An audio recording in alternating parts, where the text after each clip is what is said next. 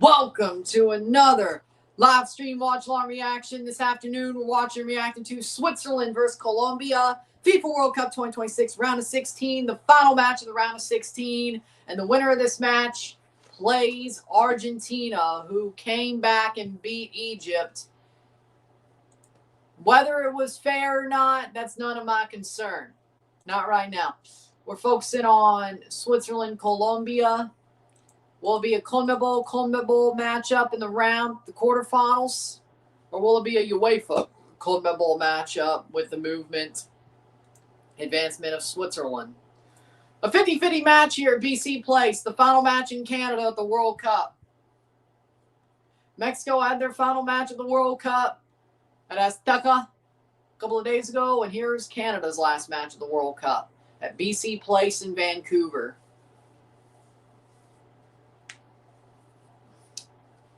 And Colombia's anthem being played, Suecia contra Colombia.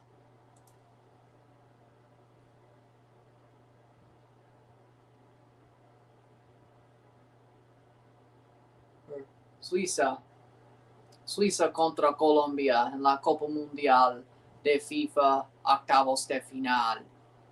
Último partido del octavos.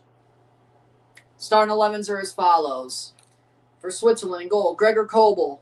Right back, Denny Zakaria. Elvedi center back. Manuel Akanji center back. Left back, Ricardo Rodriguez.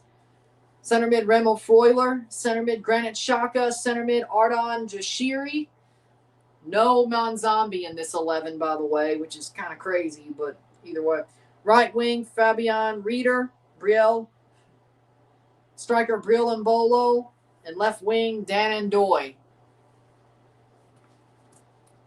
Colombia in goal, Camilo Vargas. Left back, Johan Mojica. Center back, Jean Lukumi. Davinson Sanchez, center back. Daniel Munoz, right back. John Arias, center mid. Jefferson Lerma, center mid. Center mid, Gustavo Puerta. Left wing, Luis Diaz. Luis Suarez, striker. Not the Uruguayan. And right wing, James Rodriguez. So that's what we got here. Let's look through all these games.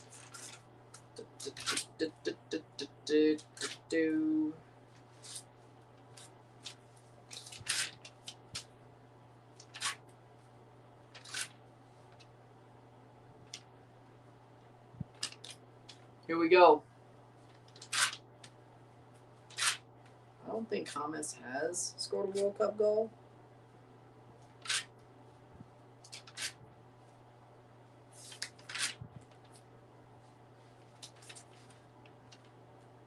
Daniel Munoz.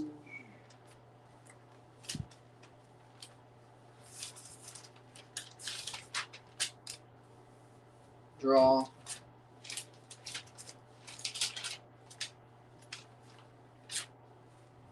No, he is not. No World Cup goals for James this World Cup. It's been scoring by committee in this tournament for these guys. They've done a damn good job of it. We have a second half, or a second game today, and this is it.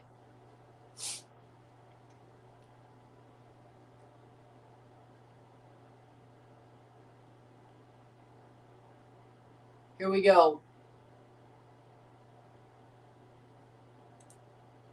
Here we go. BC Place. Let's see how this goes. Ivan Barton is the center ref tonight. From El Salvador today. From El Salvador. Number 10, Paraguay. This will be a fun one. Here's the switch of the banners and the coin toss.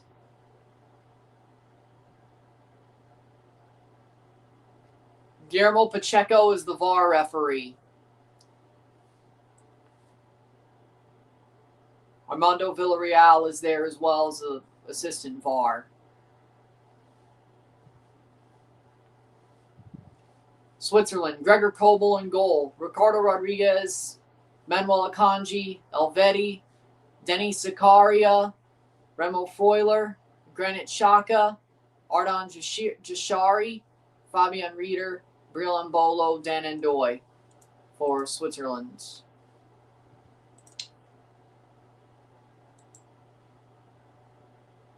Of course, tomorrow we got the Forge match.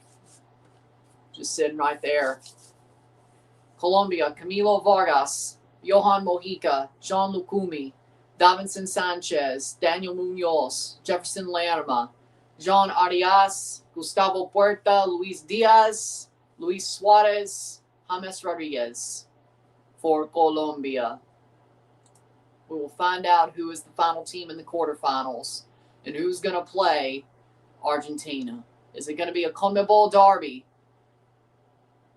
Or is it going to be Switzerland versus Argentina? But either way, Argentina is going to have their biggest challenge in the World Cup in the next round against a team who's better than the two teams they've played already in the knockout stage. Argentina could be primed for a real upset next round. Could be very much prime against a very game, very good Switzerland team and a Colombia team that knows them well. Or a Colombia team that knows them well. We'll find out in Vancouver. They're going to play this game out, and we're going to find out together. My prediction score for Switzerland and Colombia is 0-2 to Colombia. Yeah, I'd say you're about right there. With that being said, I'll at least be 500 on my round of 16 predictions at the end of this. I could be 5-3. The two CONCACAF hosts we thought would advance was 2 wrong predictions. And Brazil, I think. Yep, Brazil was a wrong prediction. So, we'll see. Will I be 1 over 500 or will I be 500?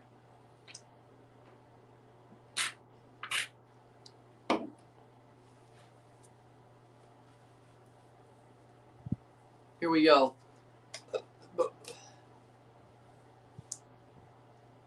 33 seconds. Here we go. Playing forward in Vancouver. This game could be a very long game. 2 good teams.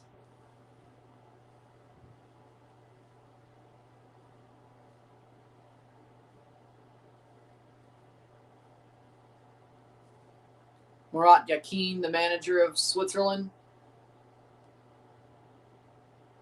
Noman Zombie sucks for the Swiss. Yep, that does suck. Fact check me if I'm wrong, but no European team has ever won a World Cup in the Americas.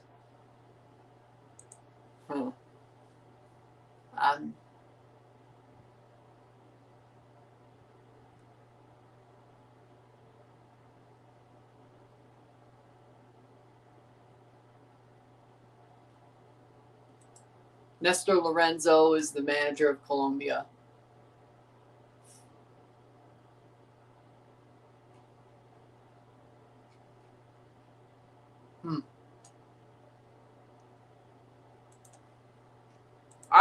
I think Brazil, didn't they win both? You might have a point.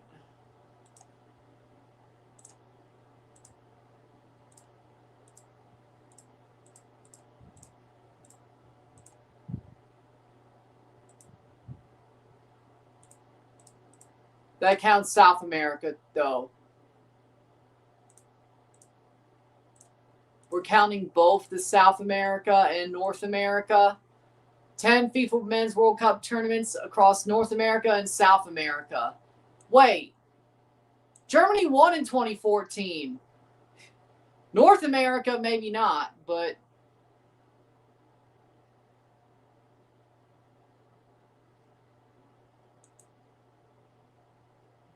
North America, maybe not, but okay. Uruguay in 1930, the first ever host nation. Oh, that didn't help. Oh, yeah, hit the year. There we go. There we go. Playing forward. Uruguay won in 1930.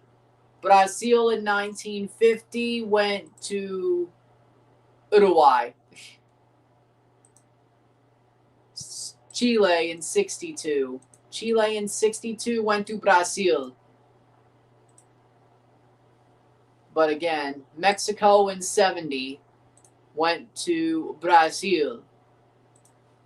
Now I'm fact checking but Germany though. True, 2014. Yeah. But I'm still fact checking. So Argentina in 78. Oh, wait, wrong click. There we go. Argentina in 78 was Argentina. Yep, Argentina won at home. People say it might have been rigged. I have no damn clue. Mexico in 86. Canada's first ever World Cup, by the way. Argentina in 86. Hand to God. Mexico, United States 94 was Brazil. Brazil. Playing forward is Colombia. 0-0, 0-0. Shot wide. Brazil was Germany, of course. So every America's World Cup besides 2014, and we don't know about 2026, but numbers-wise. Do we count 2030?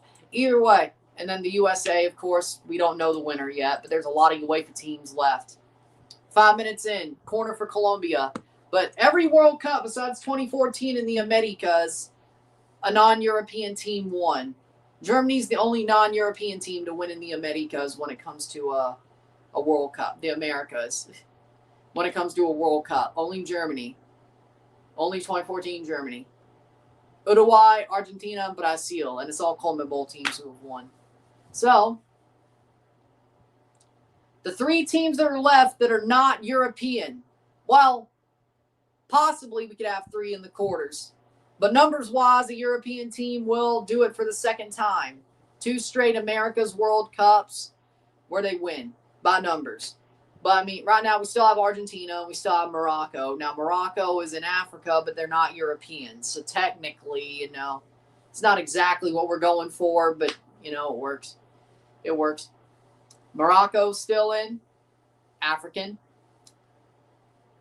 Argentina still in. CONMEBOL. Americas.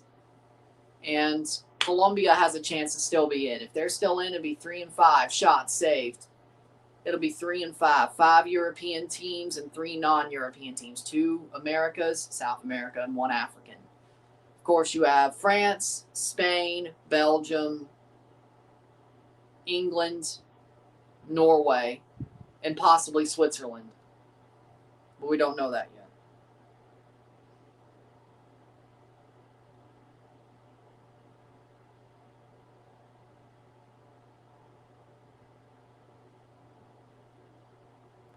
Monzambi's on the bench.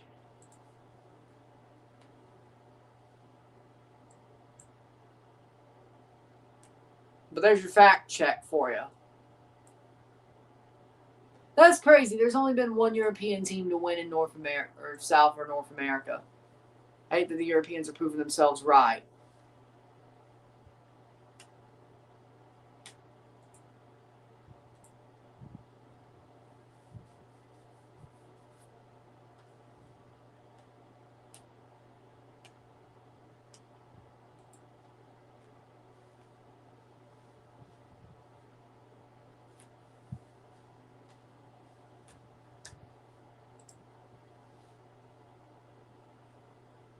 Yohan Monzambi has a knee injury. Okay. So it's not like they chose not to play him. They just couldn't play him. Yeah, losing him's going to hurt. Either way. Okay, so it's not that they wanted to not play him. Then again, I think they know how good he is. If he was healthy, they would have played him, I bet. So either way. Playing forward, let's see Rodriguez and Doy. Colombia's best finish was the quarterfinals in 2014. 12 years later, they could do one or the same, at least. Honestly, Colombia would have a really good chance to make the semis if they win this game. Honestly, either of these teams have a really good chance to make the semis if they win this game. I think Colombia might have the better chances depending on how long Monzambi's injury is for. If Monzambi's injury isn't just a one-game thing, if he's out or hampered in the next match, if Switzerland advances, that's not good. If he's injured, they're probably, well, I don't know. Then again, Egypt's not as good as Switzerland, so you would think. Either way, I'm not sure what to say there. Luis Diaz. I don't know.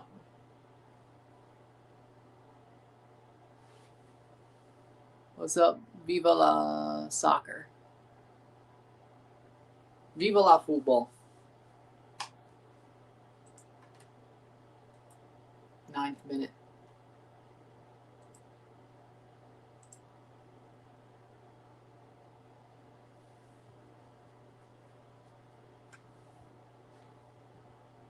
(9:02) playing forward.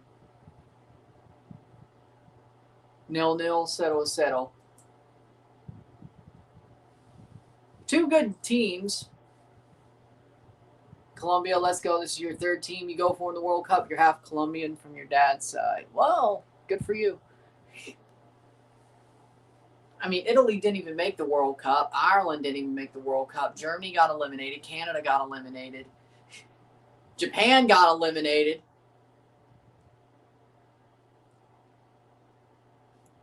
Argentina.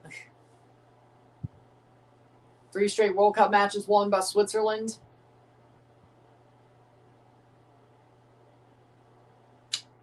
Ten minutes in. First time in their history. Who do I go for? Like today or, Canada. Come on. And Japan and Italy for the bulk of it. I mean, I guess if Italy's out and Germany's not playing Italy, that's sure. Ireland, it would have been nice to see them at the World Cup. They probably would have got bodied. This game, Colombia. I picked Colombia. Yeah, I was like, bro, you've been here long enough. You've been here long enough. 12th minute or 11th minute. 0-0. Anyone but England and France. If Colombia wins this match, will this be their best World Cup ever? Nope, this will be a tied for 2014. They made the quarters in 2014. That was their best run. This is the round of 16. Now, if this was 4 years ago, either way, it ties it. If they win the quarterfinals, then they would have had their best World Cup ever. If they beat Argentina. So we know it will be Argentina. Quarterfinals, 2014. James' dream run. They got him the Real Madrid move.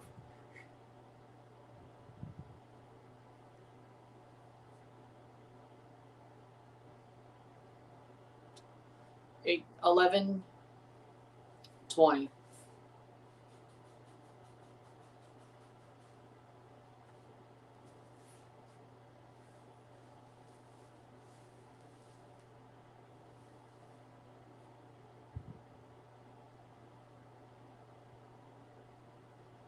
They tie their previous record. Wouldn't the tiebreaker be that there's more teams now?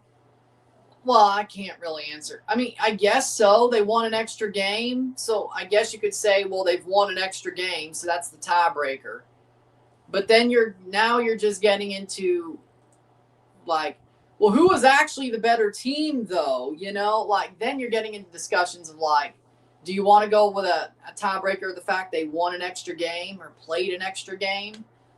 Or who's actually the better team? So, I mean, then you're just picking, they're just drawing straws. Then you're just drawing straws at this point. It's like Colombia only won one knockout game in 2014. Of course they did. Their group stage, 13th minute. Free kick for James. If they win here, they would have won 2 knockout games, so I guess you have a point. Header. Caught. Kobel makes the catch. So I guess you have a point. In this case, they would have won 2 knockout games. In 2014, they only won 1 because it was 32 teams, then round of 16, and then... So technically, I guess this is better. Even if you're splitting hairs, it is better. 14th minute.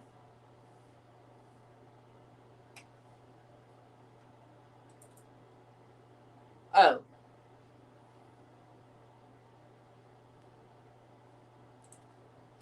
th minute.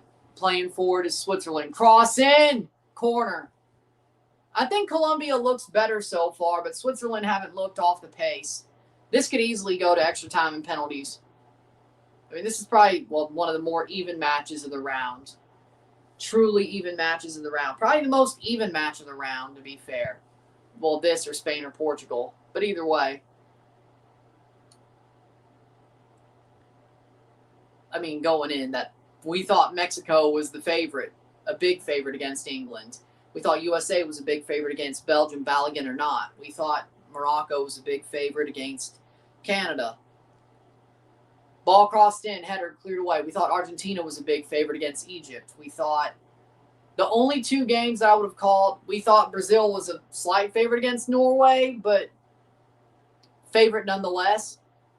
That was probably the closest, obvious. But then again, football happens the way it happens. So, but when it comes to true even matches, I would say to me, the most even matches in this round were Portugal, Spain, and this going in. Paraguay, France wasn't even at all. Let's be real. Paraguay, we all thought Paraguay was dead. What are your top 3 most beautiful jerseys at this World Cup? I'm biased, but I love Canada's away kit. The black ice kit, I love that jersey. I love Canada's black away jersey. I love Belgium's pastels, the pastel kit for Belgium that they wore last night. And I love Curaçao's away kit, but they never wore it at this tournament. So, but Curaçao, you know what? We'll scratch that one. They put it out, but they never wore it at this tournament, so I can't count that. But I love Curaçao's away kit. Ooh.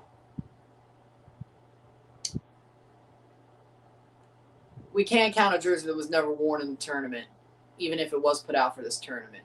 But Curaçao's away kit is honorable mention. I wish they wore it. I love that jersey. I want it. I want it bad. I want it bad. I need it for my collection. And we're going to be talking about Curaçao a lot. I'm sure of that when it comes to CONCACAF games, when we go back to CONCACAF play. So might as well.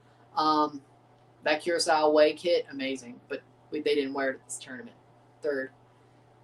I like Morocco's older kits better.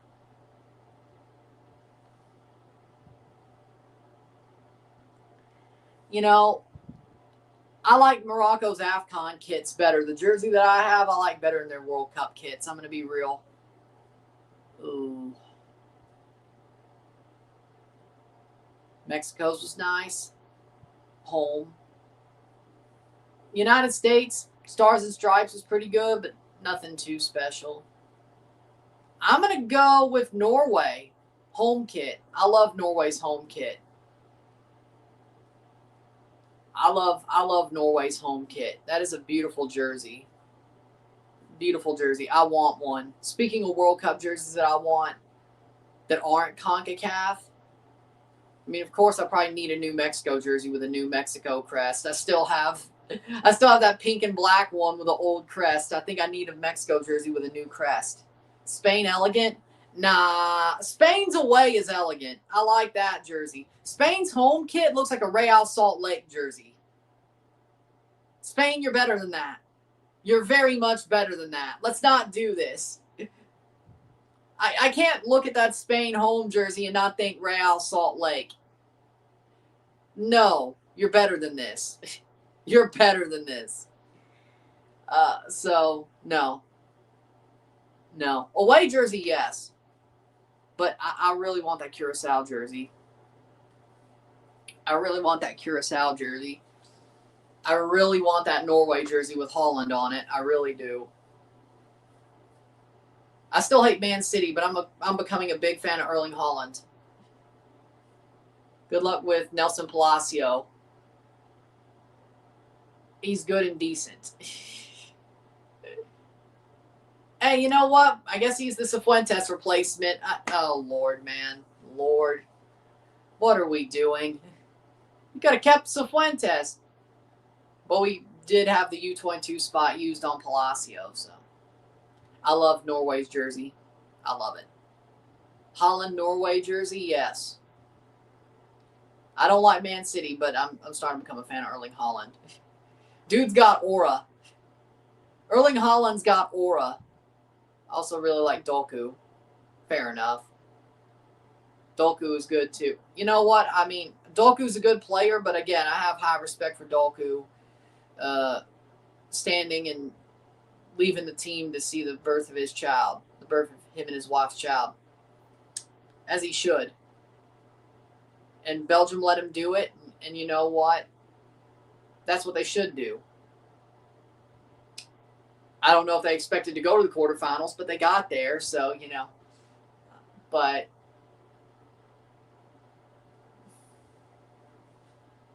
so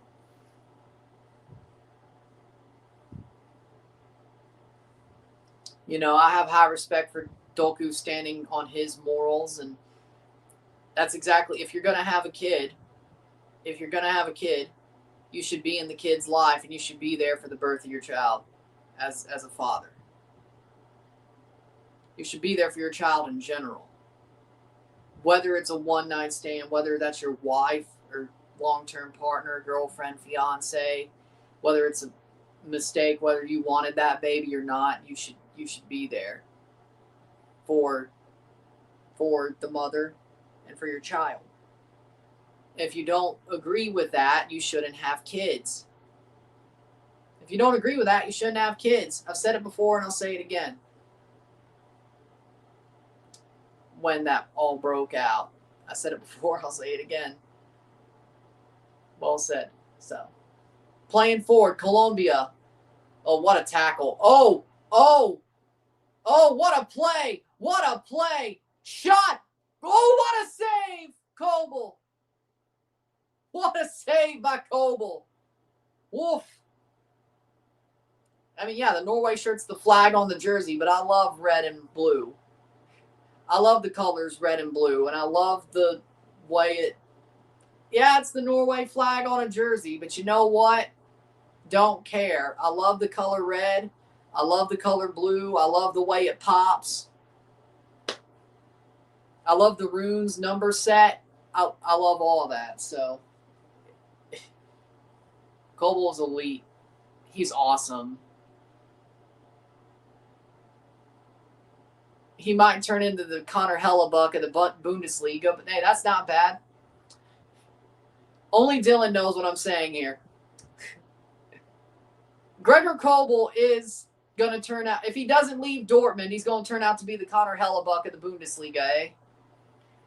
If he leaves, well, then again, it depends on how long he stays at Dortmund, even if he does leave. If he finally gets fed up, 6, 7, 8 years from now, I guess he still would be the Hellebuck of Dortmund. Haaland's become a sensation in the States. Dude's got aura. That's why. Haaland has aura. Dude's cool. He's down to earth, and he scores goals. I understand it. Like, dude's just cool. He's got aura. Man, when he scored that second goal against Brazil, he aura gambled. Like, he just stood there and just, smacked that thing with his weak foot. Mbappe don't have aura. Not like Haaland.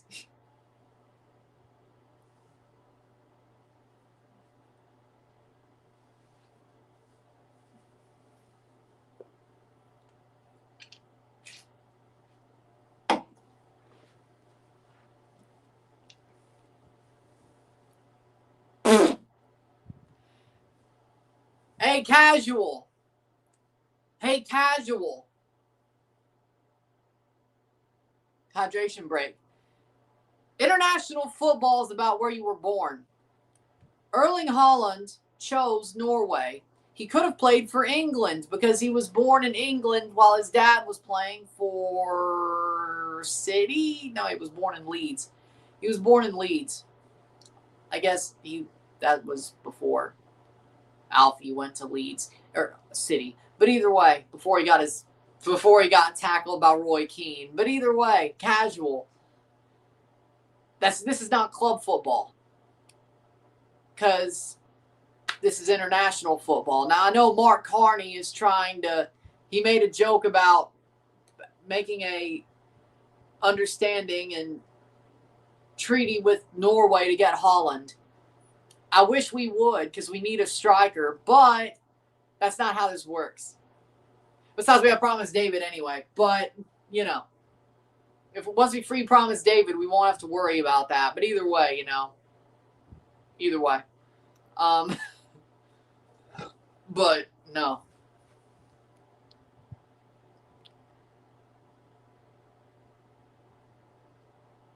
He could get citizenship through marriage, but that doesn't matter because he's been capped out and played way more than 3 games for Norway, so it doesn't matter. But if he does get married to an American citizen, and that American citizen has a baby with him, that baby can play for America, though. Speaking of Canada, now we're talking about Holland like he's a racehorse. What are we doing? Either way, I guess that's how it matters. Is if he marries an American or Canadian and he has a kid, they have a kid, that kid could choose Canada or America because of their mother.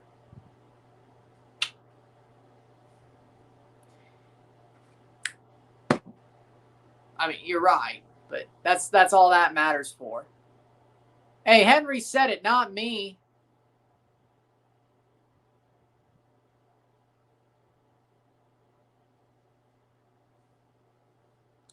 $25 minutes. Just like the Scottish baby boom that's going to happen in Boston,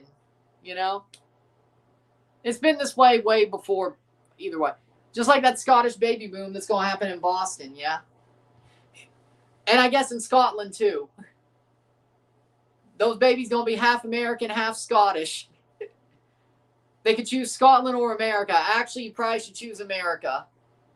Probably. Actually, that's a win for the USA because Scotland ain't that good of a nation. They might actually choose America if they play football.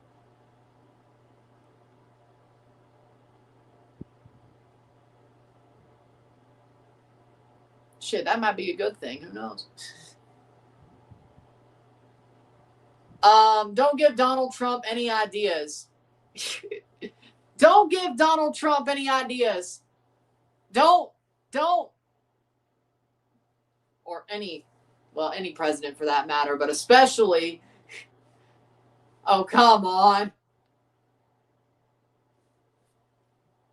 My first World Cup that I watched, the first World Cup of my lifetime was 2002, but I was just 2 years old in 2002, so I really didn't remember much.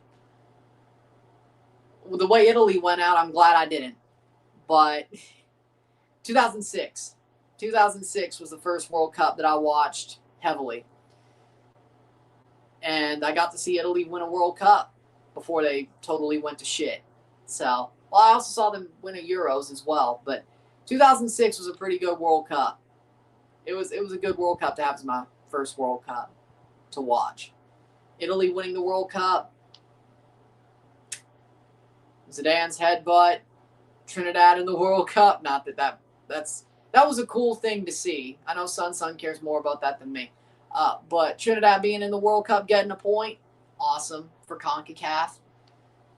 Jack Warner probably pocketed all that money, but either way, probably. Either way, 2006 was a good World Cup. My first World Cup I really watched and paid attention to, cleared away by Colombia. Then, of course, 2010, 14, 2018, 22, and now 26. I think every World Cup has gotten better besides 2010. 2010's on the lowest of my list, is at the bottom of my list when it comes to World Cups that I've watched live. My favorite is 2026. This is the best World Cup I've ever watched. Then Qatar, second favorite, because that became the best World Cup I ever watched. Russia, third. I thought Russia was an amazing World Cup. I thought 2014 was awesome. Then 2006. 2010's the worst. which was good. It was good, don't get me wrong, but compared to the worst World Cup I've watched was 2010. And it's not because it was bad. It's just not as good as 2006, 2014, 2018, 22, and 26. 2014 onward, it's just gotten better. And then you can argue about the Women's World Cup and Copa Americas and Gold Cups and Euros. I don't have enough time for that, you know. And Olympic football tournaments. Like, you can add all those together in a big list. But Canada, of course, Canada for a while was just a Women's World Cup team. So, of course, that mattered a lot to me. And the Olympic football tournaments, because those really matter too in the women's side. Switzerland shot save. Cleared. Vargas, but that's going to go down. So, there you go. I'd say 2023 Women's World Cup was the worst. I'll say that right now. Good tournament. The pure mention of which pisses me off. Canada blew that one so bad. So bad. So bad.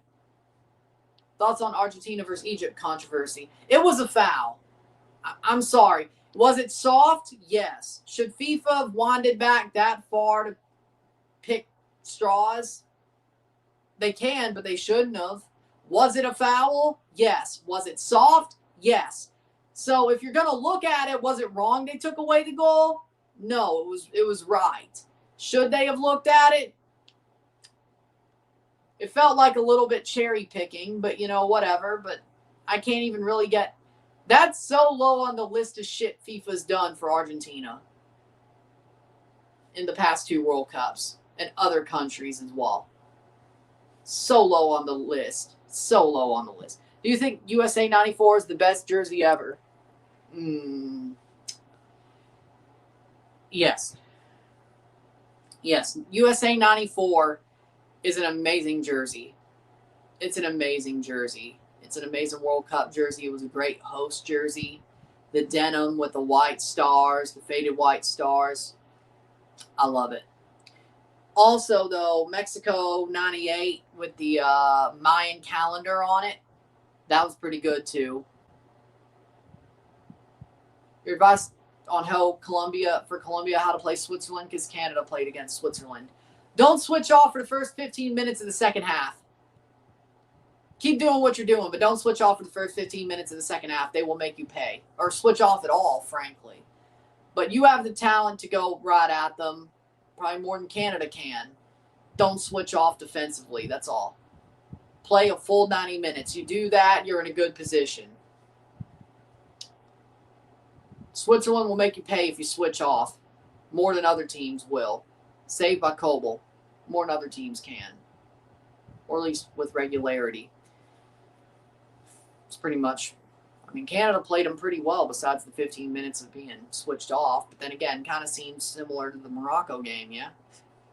First half was a 0-0 draw, and they had their chances. Maybe a little bit more dominant with pushing the ball into the Moroccan end in the Moroccan game. But the second half was a disaster. And the goal came, 5 minutes into the second half. So maybe that's just a Canada problem. I don't know. Playing forward is Colombia. Munoz takes a shot, but it's blocked away. Colombia, 32nd minute. Or Luis Diaz blocked. I thought it was a 2, not a 7. It was Luis Diaz. Oh, damn. That sucks. It was blocked away. I thought I saw it too. Damn. Light blue numbers on yellow doesn't exactly work, is what I've just found out. This game's kind of choppy, kind of going back and forth. Well, I expected that, to be frank. Copa America 2024. Centenario was good, but it was a good tournament, but I'm a little bit biased. I thought 2024 Copa America was better. You take Canada out of it, I thought the 2024 Copa America was a better tournament. Well, the reffing sucked. But on field, most part, the football was good. And the stadiums were good, the atmospheres were good. But you throw Canada in there, going to a semifinal and playing a third-place game, yeah, nah. I think Copa America 2024 is maybe top 3 best tournaments for me. Not better in 2026, but better in Qatar. Yeah.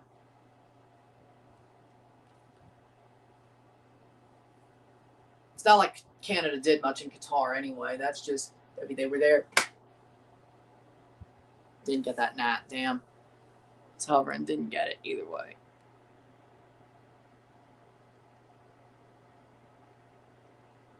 Is that foul? If that foul was the other way around, Egypt wouldn't get called. It wouldn't have got called. Fair enough, but either way.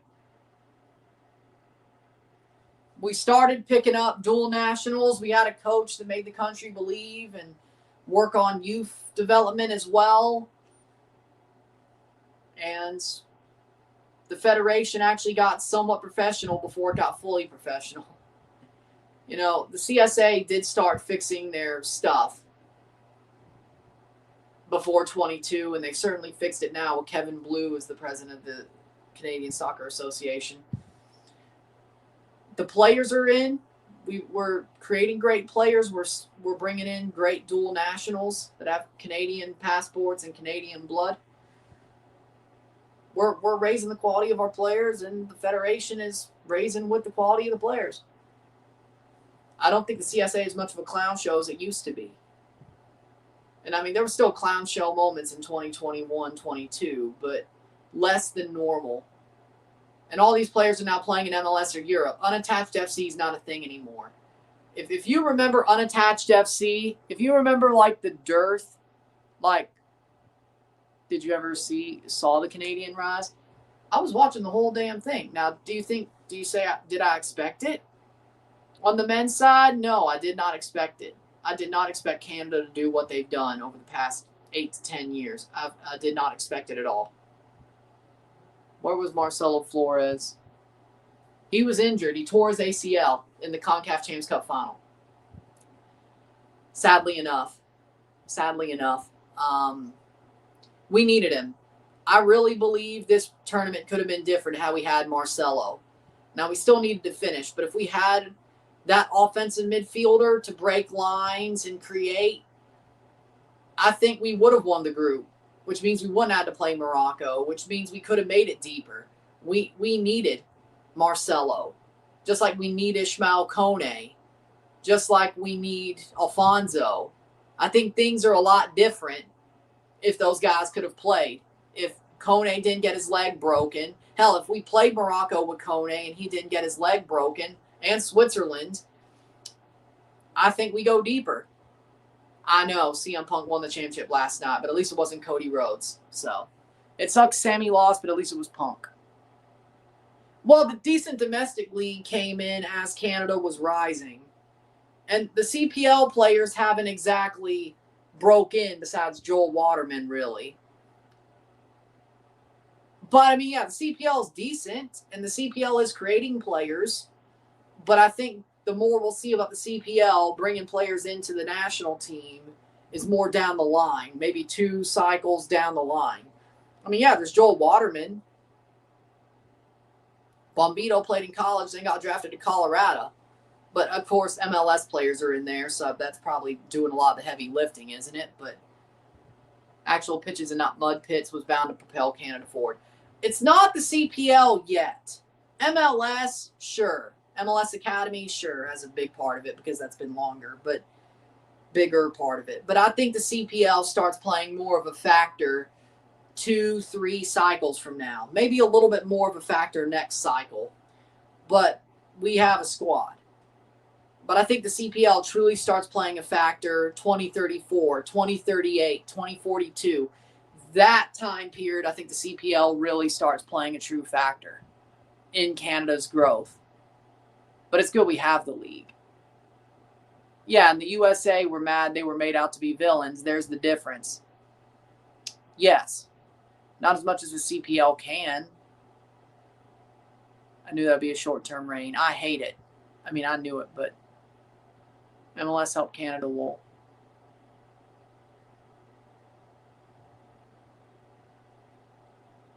But, no, I didn't really expect it. Canada becoming what they have. Problem is fans want things to happen overnight. Talk about football or wrestling now. Either way. How we doing, Mile High? Like, it was never going to be overnight when it came to the CPL. Shot, blocked away, rebound, out for a goal kick. 0-0, settle, 39th minute. Cross in, corner for Colombia.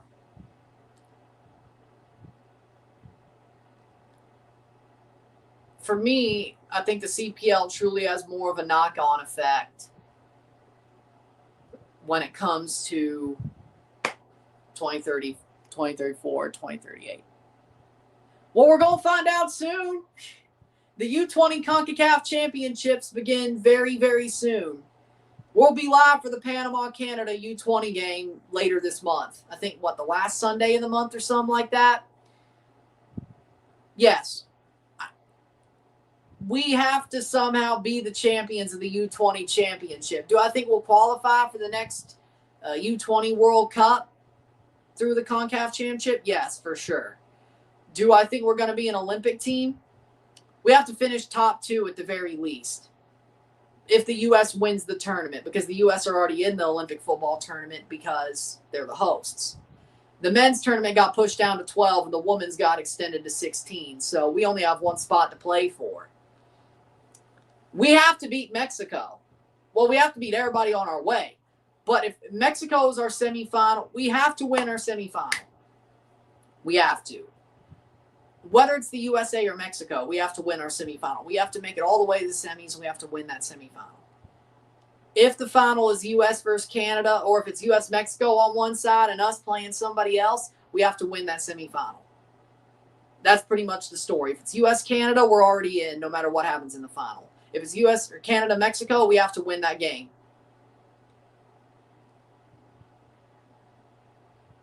I think we have a very good squad. We have a very good U20 squad that will be our U23 squad. I think we have one. But, to be clear,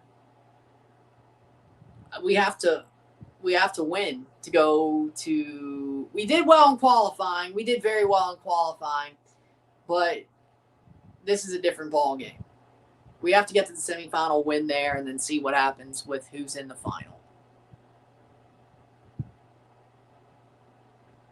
I mean, it's hard when... Yes. Here's the bad thing about the CPL. I think it would have happened quicker. I think at some point, yes, the CPL will be the third best CONCACAF league. It's a very good league. It's top 5. I think overall it's top 5.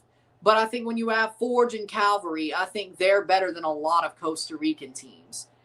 So CPL has the potential to become better than the Costa Rican league, better than the Honduran league. It has the potential. But I think it would have happened quicker had they never taken the Canadian teams out of the CONCACAF league and they changed it to the Central American Cup. I think the Canadian teams got screwed the hardest. The CPL teams did with the regionalization of the trophies, because they'll never be in the Leagues Cup. They will never, ever, or it will take a long time for the CPL teams to be put in the Leagues Cup. It just will. It's not going to happen. I wish the CPL champion played Leagues Cup. I wish they would do that. I wish they would. Just to be fair. Or hell, if you want to put in a CPL champion and the CPL Shield winner and have them both play the Leagues Cup. Okay. Make it 40 teams and put one in one side and one in the other. And then you have them play 3 MLS teams, one of them, and you have the other play 3 Liga MX teams. Okay. If they finish top 4 in their bracket, one joins the MLS table, one joins the Liga MX table. If they finish top 4 in their bracket, they go to the quarters. If they win, if they finish top 3, they go to the Champions Cup because of it. That would be fair, but it won't happen. It won't happen because MLS won't let that happen, at least not right now. They can't play Central American Cup because they're not Central American, and they would just kill Caribbean teams. So I don't even want them in Caribbean Cup. That'd just be useless. I think they should have stayed in Central American Cup. I think CONCACAF could have been like, you're on your own without, the only way for you to get to Champions Cup is your league and your domestic cup. You deserve to play a continental smaller cup, or a fall continental cup to have an extra chance to qualify. They should have kept him in the Central American Cup. It would have been better than Belize. It would have been better than some of these smaller teams. At least the CPL Cup winner. But, you know, I think that was a mistake. There was one spot in the CONCACAF League for the CPL before they changed it. That was the Cup champion. They could have kept that spot. They should have kept that spot. Or the playoff champion. They should have kept that spot. Because there's never, I guarantee you, it'll never happen, or if it is, I'm going to be in my 70s. The Leagues Cup will never bring in the CPL champion or the CPL Shield winner. It will never happen. I have my ideas, but, you know, as I said, but Forge deserves to play a smaller Continental Cup before they play Champions Cup. Calvary, if they make it, deserves to play one. Atletico Ottawa deserves to play one. Whoever wins the title deserves to play a smaller Continental Cup in the fall before they play the big one. This game going to extra time, I feel. You're probably right.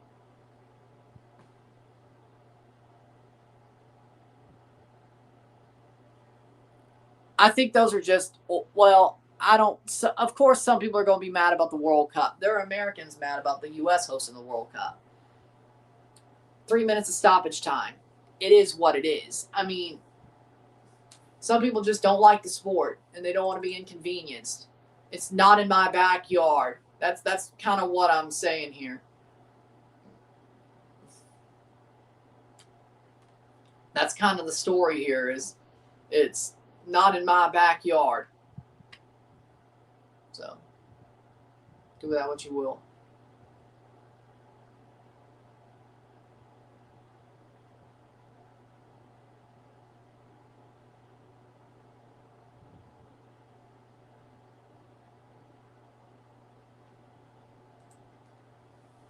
.46-minute 0-0 settle. This is probably go to extra time the way, yeah.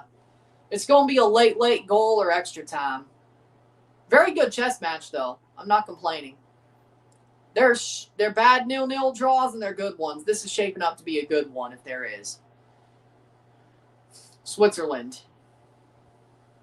I think Colombia's been the better team, to be honest. But, ooh, Arias tackle.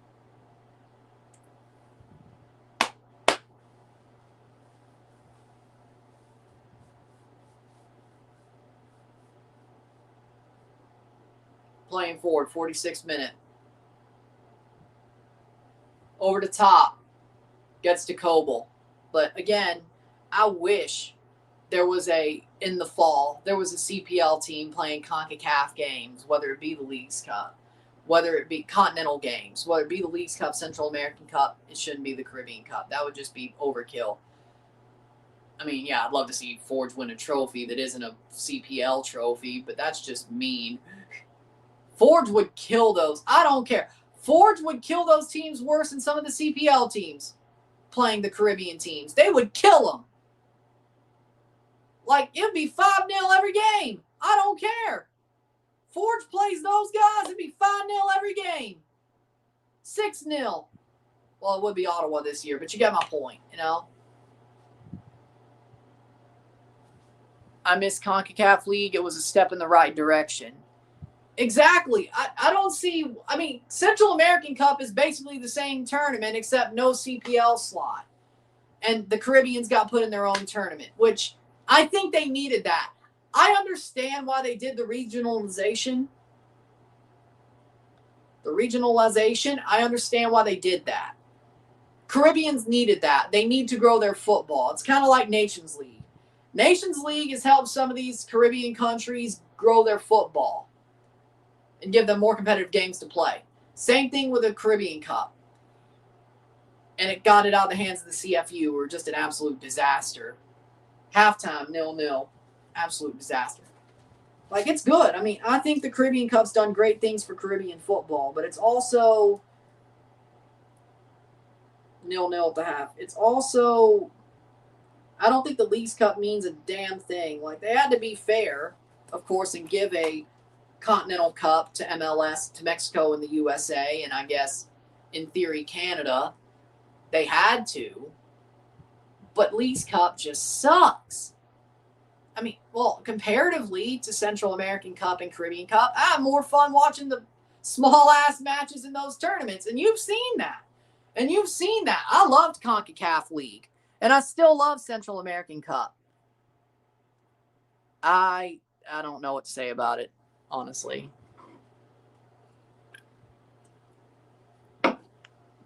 $2 million AAV for Giroux for Ottawa.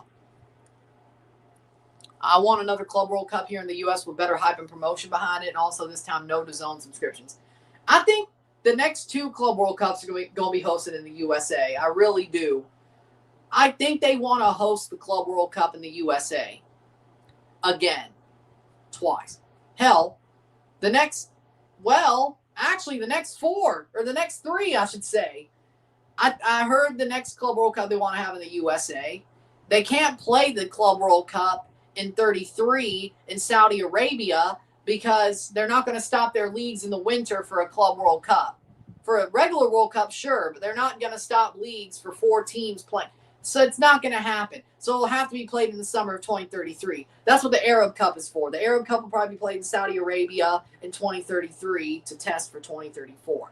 Now, I don't know what the hell they're going to do in 2033 for Morocco and Spain and Portugal to test for the World Cup. I don't know what they're going to do, but I don't think it'll be the Club World Cup. I think the Club World Cup will be in the USA because they want the money. And technically, there is no cycling of it. They could do whatever the hell they want with it. It's brand new. And I think the USA will get it again, or Mexico. Somewhere in CONCACAF will get it again in 2034, or at least somewhere it could be in the summer. But I think if they can't do it in Saudi, they're going to do it in the USA. And then 2037, the USA is going to host the World Cup again. So then they could just go back to, well, it's a test event.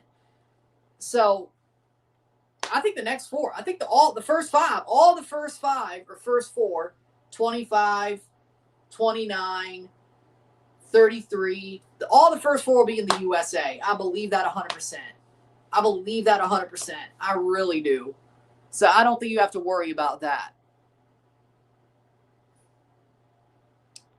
It was, but then they made a lot of money off of it. And technically in 2034, they still have the Winter Arab Cup in 23 or 33 to test for Saudi. So they'll have to find something new for Morocco, Spain, and Portugal. Maybe they'll do the Club World Cup in South America in 2033 or 2029 for that World Cup. But I really believe if they're going to go for the money, they're going to go for the money. I mean, it's basically been a rumor. It's been open secret. They want to host the next Club World Cup in the USA. So, and then they would have to in 23 or 33, they would have to, probably. And then 37, it's a U.S. World Cup the next year, so they'll just go back to the old reasoning. So, I don't know what they're going to do, but either way. No, I think 32 is fine, but they'll probably expand it. They'll probably expand it, but either way.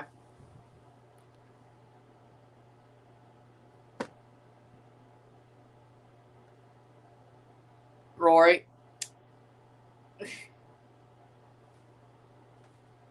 With that being said, we'll take a short break. Another free slot for Inter de Miami or whichever team has the biggest star at the time after Messi retires. That's why Toronto has to win CONCACAF. Can a manager be their biggest star? I wonder. Because if that's how this works, then again, I hate Infantino's guts, so that probably would never work anyway. Now, Victor Montagliani, on the other hand, If Victor Montagliani's the president of FIFA and they get Infantino pushed out, on the other hand, you know, I think we can work with that. I think we can work with that. I think we can work with that. I like Montagliani. I do. We can work with that. I feel like Argentina wins the World Cup again, football will die. Don't we always say this about a bad thing like Qatar? And Toronto has to win first, though. Call the Pirate, they will.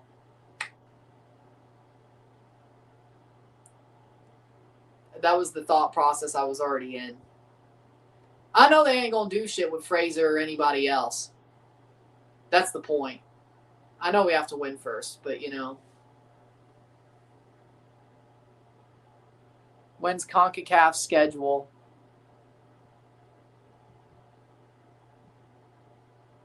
CONCACAF Caribbean Cup? I think, what, late July? Shit, I forgot. Before we take a break.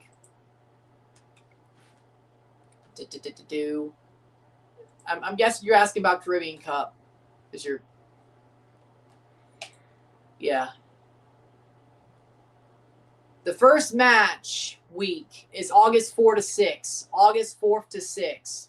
August 18, 20, September 1 to 3rd, 8 to 10, and 15 to 17 for the group stage. October 13 to 15, and October 20 to 22nd semis, and December 1st and 5th for the third place and final of the Caribbean Cup. I think the last week of July is the first week for the Central American Cup. Nations League is in September, middle of September. July 28th to 30th. Okay, there we go. There you go.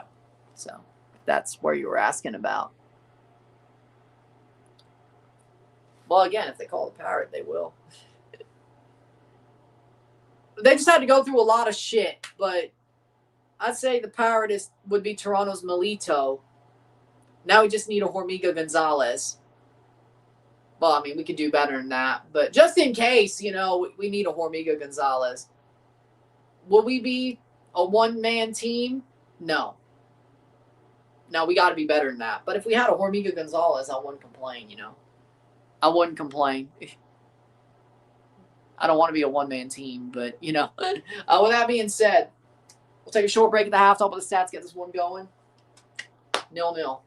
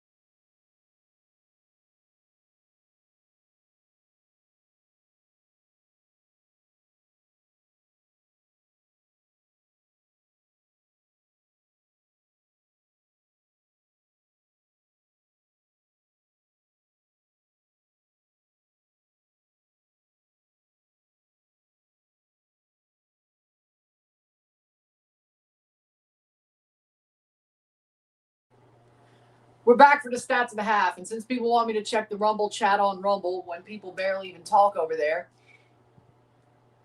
So, hello, Rumble.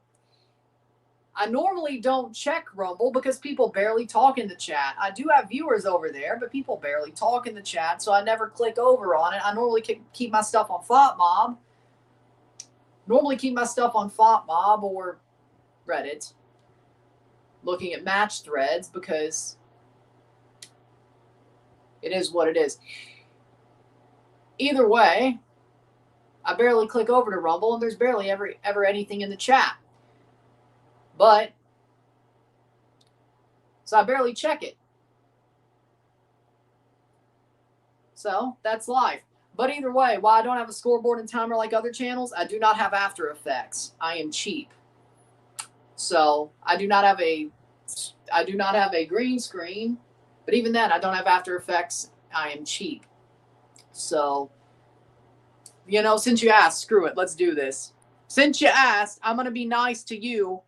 Unlike you being nice to me, let me do this. Here we go. Let's do... I use my phone. I can't see the Rumble chat on StreamYard. Since you asked nicely about everything else.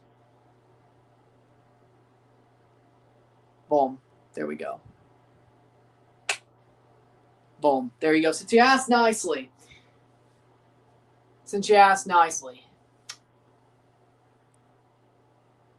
Now, either way. Since y'all on Rumble asked nicely. Yeah, sure. I guess so. There you go. 0-0 at the half. Oh, I forgot about the stats of the half because I was so used to either way. Stats of the half, quickly. 49% possession to 51%. 2 shots to 5. 2 shots on goal to 1. 2 accurate passes to 87%. 219, 84%. 1 corner to 4. 2 shots to 6 or 5. 2 shots to 5, my bad. 2 shots on goal to 1. We have 253 passes to 260. 87% pass accuracy to 84. 7 throws to 7, 3 touches to the opposition box to 6, 1 corner, 1 offside to 1, 0 yellow cards to 0, 0 red cards to 0, 6 fouls to 6. 0-0. Colombia's been the slightly better team, but it's been a chess match, in my opinion, when it comes to this match. So, we'll see what happens in the second half, but we could easily be going to extra time here.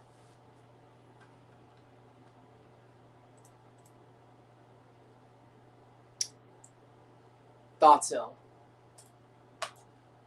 Jashari off for Sal. Yes. Actually, I'm glad you asked. Yes, I'll be doing the Canada-Panama game to start the tournament at the end of the month. I think it's the last Sunday of July. Yeah, we'll be doing that game at least. So, awesome. 2 p.m., I think. Yeah. I'm glad you asked. Yes, I will be doing the Canada-Panama game, U20 tournament, the beginning game of the tournament. And if they go deeper and I can do more Canada games, I think they're, I don't know. Either way, I do have at least the opening game. So there you go. 0-0. 0-0, settle. Second half's begun.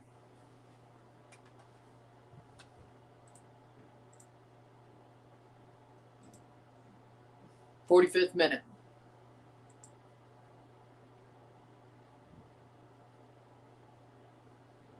.45 minutes. The end of the round of 16 is almost here.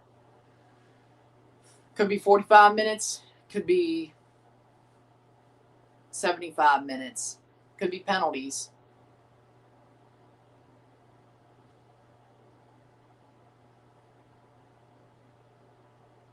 Playing forward. Switzerland cleared away.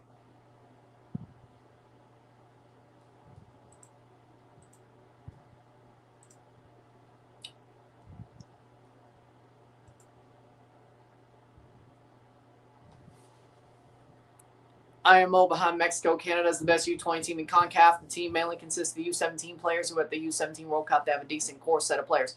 I agree. We can make the Olympics. We just have to either hope the USA beats Mexico and goes to the final, or we have to beat both the USA and Mexico. Hopefully Mexico in the semis, then USA in the final. Or if it's the USA in the final, we don't have to win the trophy. We just have to get to the final. Because as you know, the USA is already in the Olympics because they're hosting the Olympics. So if the USA is in the final, all we have to do is beat Mexico. Or if Mexico got beat by the USA, shot wide, all we have to do is make the final. To get the Olympic spot, we have to win or be better than the USA. Or the only team that's better than us has to be the USA to get the Olympic spot. There's more World Cup spots than that, but either way.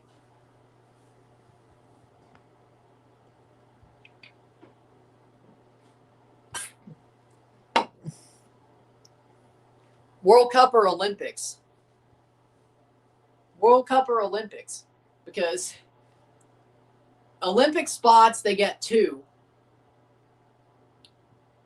in the men's tournament. And one of those goes to the USA as the host.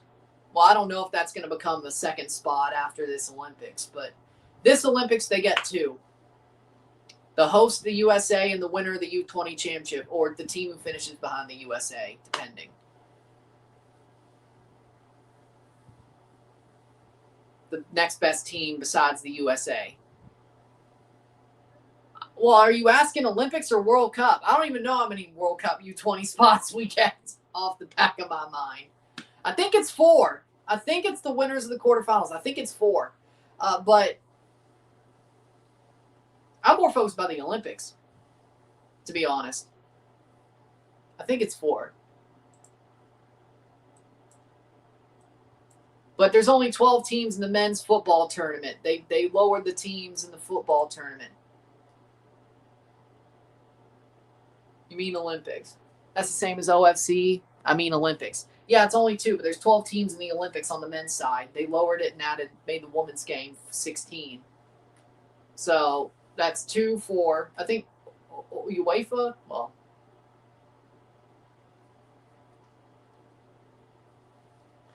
either way. Maybe the host, either way.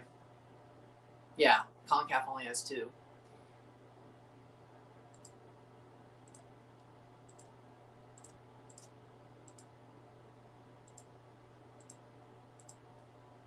There we go. CONCACAF U20 Championship.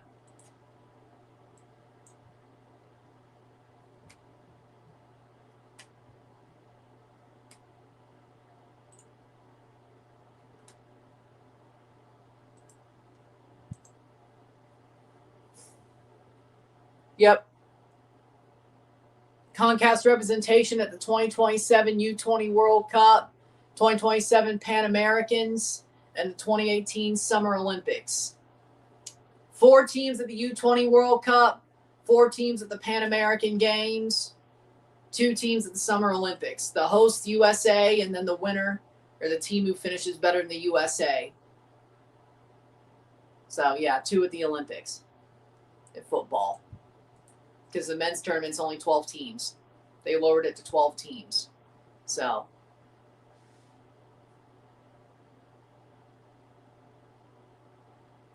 there are 2 teams in Asia, 2 teams in Africa, 2 teams in CONCACAF. Header. 2 teams in CONMEBOL. Now it's only 1 for the OFC, actually. 3 teams in Europe. It's actually only 1 in OFC now. That was 16 teams, I guess. 1 for the host, so 2 for CONCACAF. AFC U23 Asian Cup, 2 teams. The final 2, I guess. U23 AFCON, 2 teams. CONMEBOL, 2 teams. OFC, 1 team. UEFA, 3 teams. Only 1 for OFC El Gianni. Maybe it's L for the Olympic Committee. 0-0. 0-0. Women's tournament, OFC gets 1 team. And it's 16 teams. 3, 4, 5, 6, 7, 8, 9, 10, 11. Yeah, okay. All I know is Morocco better make it. 52 minutes to the Olympic tournament.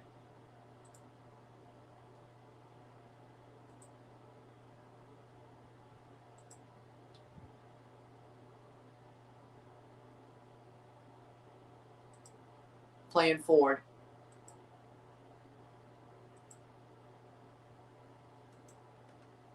That's New Zealand then. That's effed up. Olympics do better. Well, they pretty much, well, I mean, there's still only one team on the women's side for OFC, so I can't complain, really. It's not that the women's game means more in the Olympic world, but that's why they raised, it was, why does it have to be 12 and 16? Like, why can't we just have 16 teams in both tournaments? Like, what does one extra day do? You play like 3 days of freaking rugby before the World Cup or the Olympics even start. What's one extra day? Like, why does it have to be 12 and 16? I'll complain about that. Shot wide by Switzerland on the free kick. Like, when it comes to the World or the Olympics, why does it have to be 16 and 16? Or 12 and 16. It should be 16 teams each.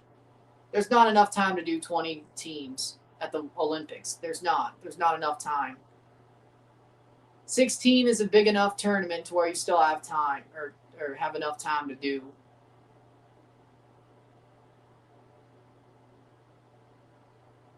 With, of course, some early match days pre-tournament.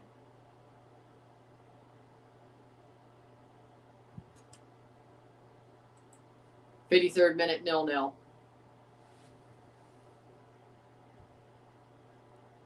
Because they do. I don't know. I don't know. None taken. None taken. Because the USA thinks they're the best at everything besides the one thing they aren't the best at that everybody plays. 54th minute. But none taken.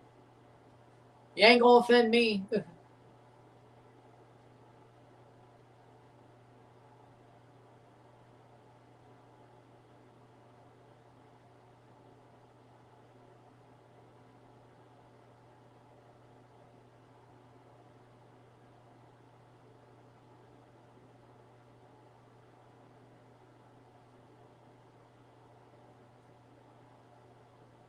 .54th minute.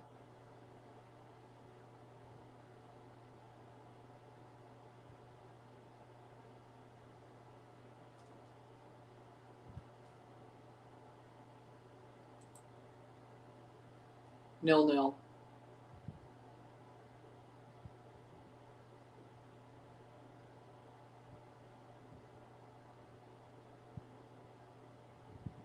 The Egypt coach says it was a rigged match.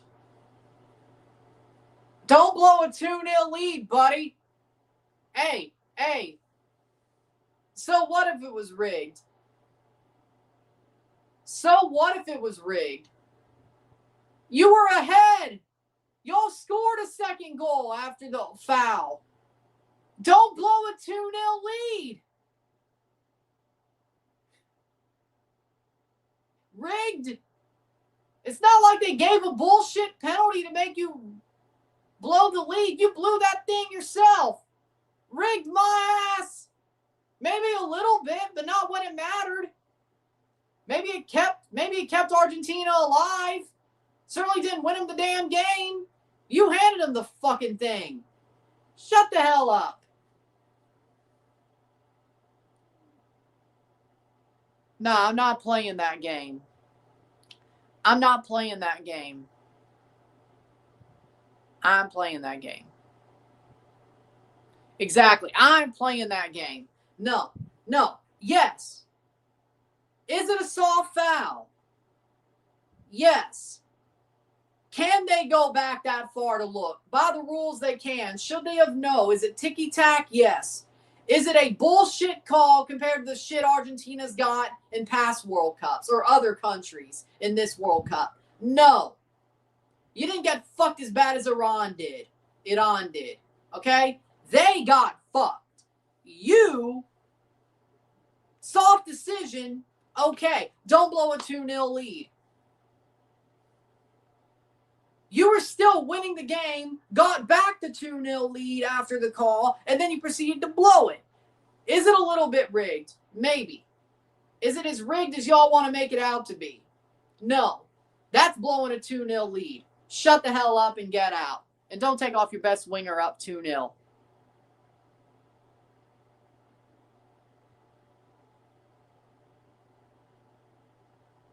Croatia and Iran got fucked.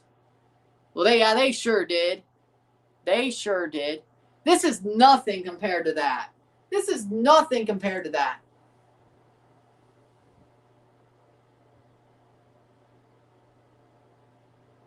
You can't, fair enough, but okay, I'll check my Rumble chat more. Nate, I'll check it more. Tell people to chat here then, but I'll check it more. I'll check it every 4 or 5 minutes. Depending on how boring the match is, maybe I'll check it more. Sorry, StreamYard doesn't work. StreamYard is stupid and Rumble has no good API. Let's be real. This is a backup. Or move to YouTube, you know? But, I mean, you have a point. You have a point. But when people barely talk in the chat, I normally don't check it. That's all. But you could have been you could have been a little bit nicer about it, but it's fine. It's fine. Blame StreamYard for not having an API that connects the Rumble chat to my StreamYard chat to where I could read it and click the message like the others. As you can see, I can't click messages because StreamYard sucks. I don't even know if any other OBSs do Rumble like that either. I don't know, but it's kind of more StreamYard's fault than mine, but you know. And then the fact that I'd never really see chats on a Rumble chat anyway. When I see it, I try to interact. I just didn't see it till halftime. So maybe I should check it more, but that's on me. Either way. 59th minute, 0-0. Maybe I should do a better job at checking it. Maybe I should, but at least you got your score bug. 0-0. At least you got your score bug. Tell StreamYard to add Rumble API to the chat, and maybe we'll be better off.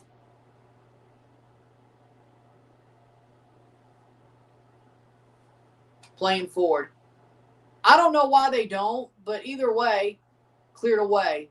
I don't know why they don't, but shot, save. I mean, Rumble was always a backup anyway. I mean, yeah, Twitch chats come up on this chat, on a StreamYard chat box. But it's the studio, but for some reason Rumble doesn't, and I can't do anything about it. Can't post comments to some destinations, it says. And for some reason, Rumble's one of those.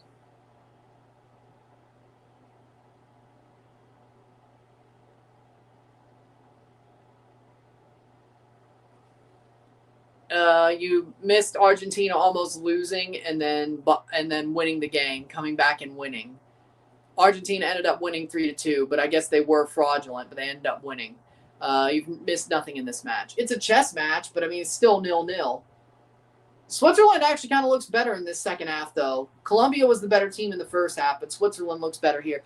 I feel like there's a late goal or extra time, so shot saved, but you didn't miss much. You don't like the NFL? Is that a bad thing to say? No, it's just your preference. I think the NFL honestly began to suck without Tom Brady, so I'm just glad the Patriots are good again.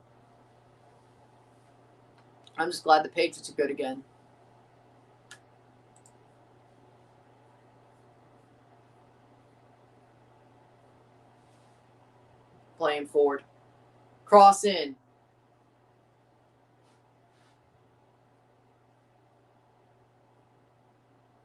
61st minute. Throw in. But again, I mean, you know. I mean, I like college football more than I do the NFL. I really do. Like, college football is what I have more fun watching. I still watch the NFL. I mean, you see that, especially in January. But you see I still watch the NFL. USA made.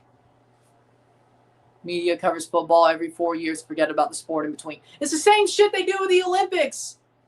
Nobody gives a shit about swimming until the Olympics start. And when it comes to the Winter Olympics, the only sport heavily covered in the Olympics any season is hockey. And even then in the U.S., and even then it's still probably more Stanley Cup playoffs and Olympics. But at least you see hockey clips. Like, flag football doesn't count. That's a totally different thing. But even Olympic football doesn't get much love. I mean, it kind of does, but it doesn't. Unless the USA is doing something good. Well, hold on. In the U.S., when the U.S. was in Copa America, they got coverage there. Colombia shot wide. They did get coverage there during Copa America. So that counts. But every 2 years, if Copa starts becoming a regular thing, every 2 years. And if the USA does good in the Olympics, maybe it'll extend another month. But either way, you know, nobody cares about the Gold Cup. Nobody cares about... I feel like Switzerland's going to steal a win. I mean, they've been better in the second half. Is it really stealing? But either way.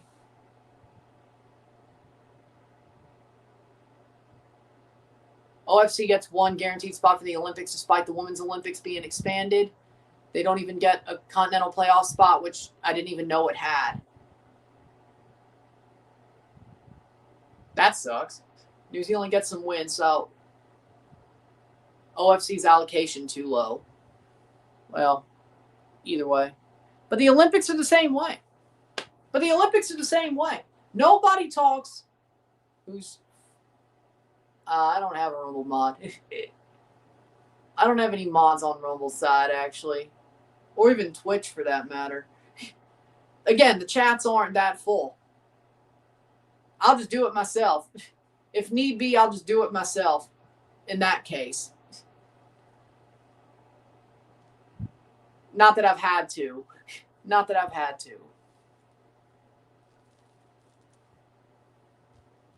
It's enough that I could do it myself, I think. I don't even know how Rumble chat works. Oh, okay. That's where it pops up. Okay. There we go. W Olympics, last one, Morocco was flying. I want Morocco in the Olympics back so bad, man. 64th minute.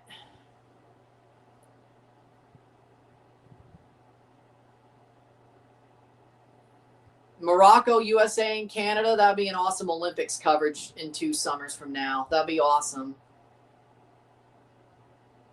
Maybe Argentina too. I don't know.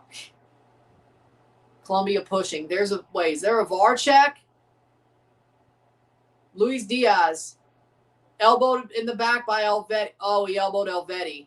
Oh, no. VAR check. Well, no, it's substitutions. James getting hooked? James is getting hooked? No. Okay. I guess the referee was pointing for subs then. I saw the point. I didn't see much else. No VAR. Okay. And then they showed the replay. Campaz coming on for Arias. They hooked Thomas. He actually is retiring after this tournament, isn't he? Oh, no. Quintero and Campaz is on. He actually is retiring after this tournament. Because that's Katia Garcia. She's been reffing a lot of matches, you know. The best referee in CONCACAF, let's be real.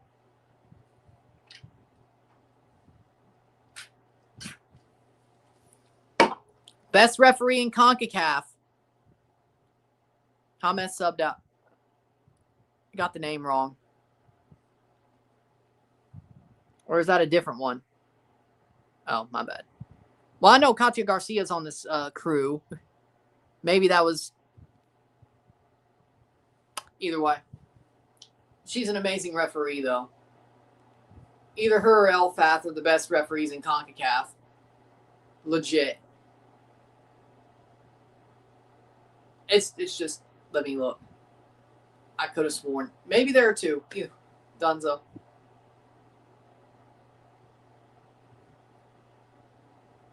Player down hurt in Volo. No, I actually appreciate how good she is as a ref. Besides.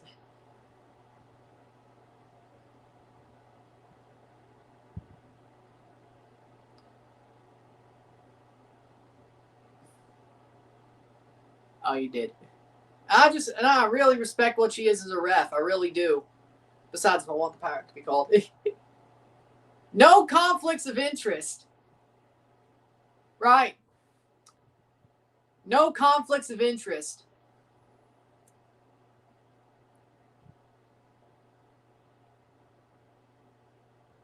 Now, if the Pirate never gets called, I mean, you know.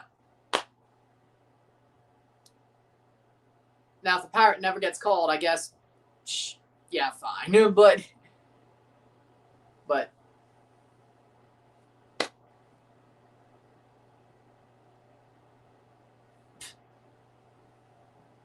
whatever happens, well,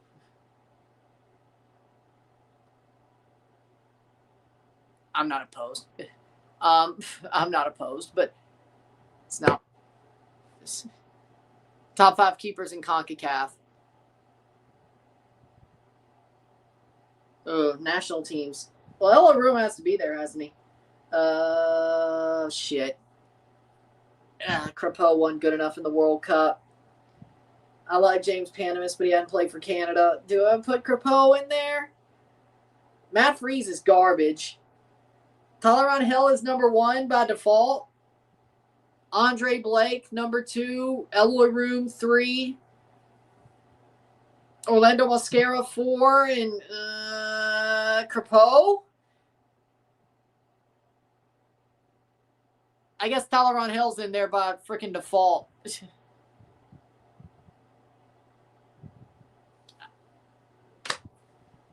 By default. He's number 1 by default. Matt Freese is garbage.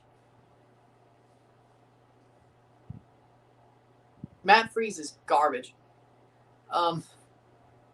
Jinx. What? 69th minute. Keylor Navas, number 1. He's retired! And it was national teams. He don't play for Costa Rica anymore. Retired. Doesn't count. You think Matt Freese lost aura for the USMNT? Yes. By the way, if you're a goalie, tend the goal! 69th minute. If you're a goalie, tend the goal.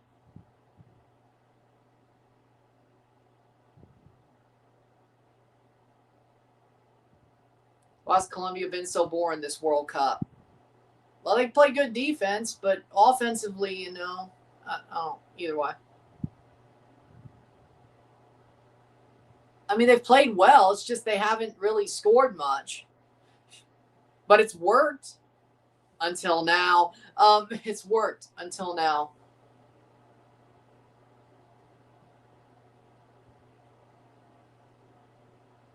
Did Matt Freese think it was NFL?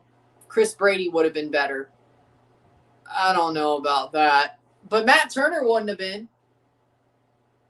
I'm not letting that goalkeeper come back to play ever again. Well, good news. You have Diego Cochin. Good news. You have Diego Cochin and Chris Brady. Enjoy it. Well, doesn't Diego Cochin play for Barca? Oh, look, Jurgen Klopp. Jurgen Klopp. La, la, la, la, la. Jurgen Klopp. Oh, yeah, Luis Diaz is playing. I forgot. He used to play. Yeah, there you go.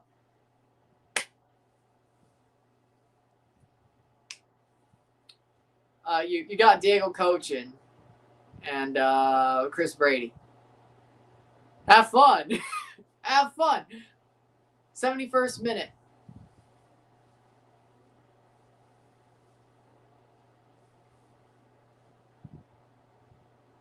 Drake Calendar his career is over. Might as well be.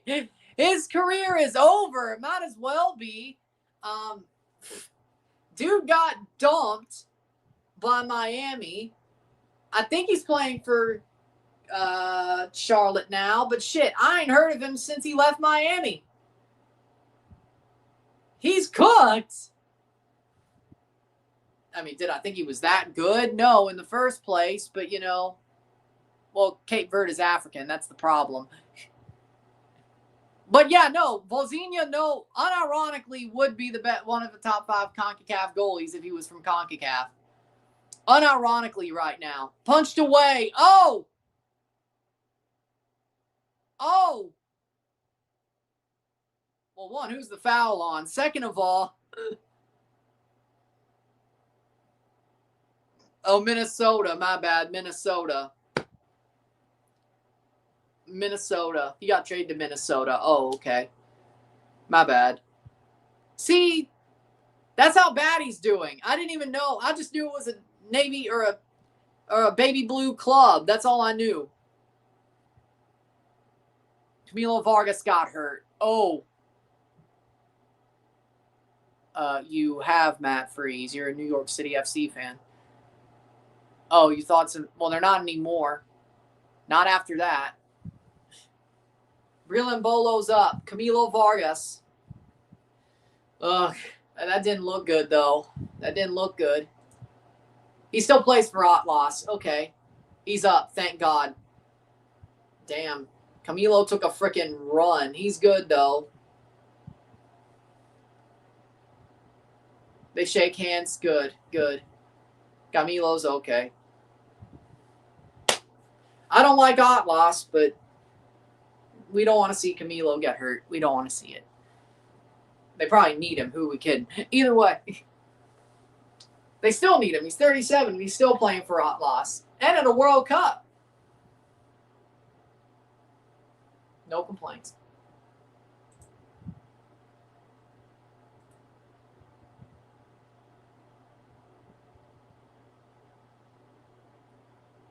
Playing for it. Matt Freeze. He didn't need to be humbled, but he got humbled. He didn't need to be humbled, but he got... Well, you confused Eloy Room with Vozinha. But Eloy Room is top 5. I mean, he's okay. He's MLS level. Good MLS level, I'd say. Cross saved. 75th minute. No. No. I didn't want him to be humbled. He got humbled, though. But I've never said Matt Freeze wasn't humble. He just got put into a he ain't better than MLS situation. He ain't no Tim Howard. To be the man, you got to beat the man, and you ain't no Tim Howard.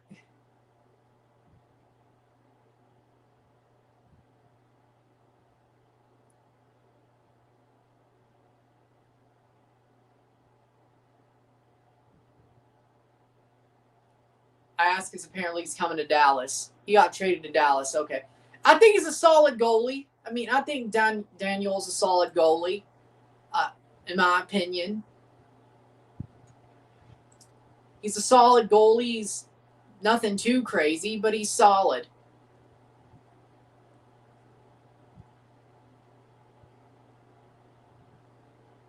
Playing forward.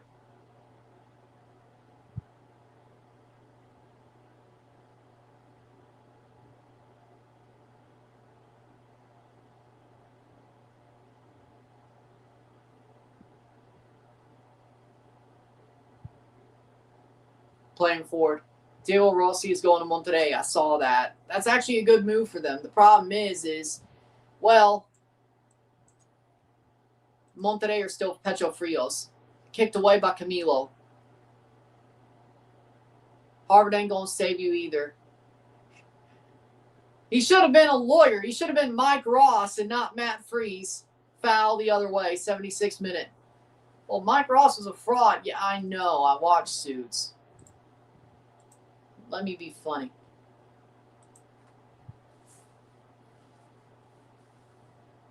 Mike Ross did nothing wrong. He did nothing wrong. If you know the shit, what's the problem? Where's Diego Luna going? I have no idea. Colombia should have at least had one by now. I feel like we're going to get a late winner, but either way. Suits makes my point for me. If you know your shit, colleges are a scam. It proves my point. If you know your shit, so what? If you know your shit, you should be able to do it. It's a waste of 4 years. I know it's a show, but it proves my point. It proves my point. If you know your shit.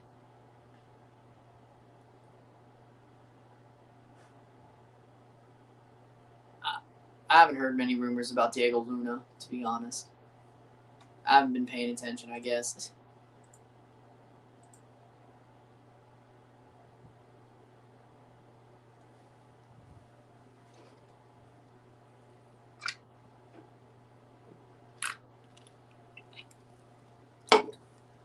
Hmm. 78th minute.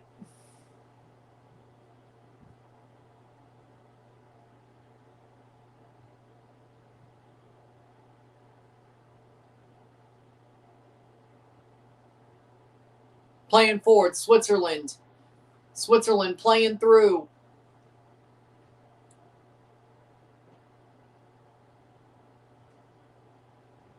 Headed away. Switzerland back on the ball. Playing through. Top of the box cross. Headed down. Well, I mean, he has to now, huh?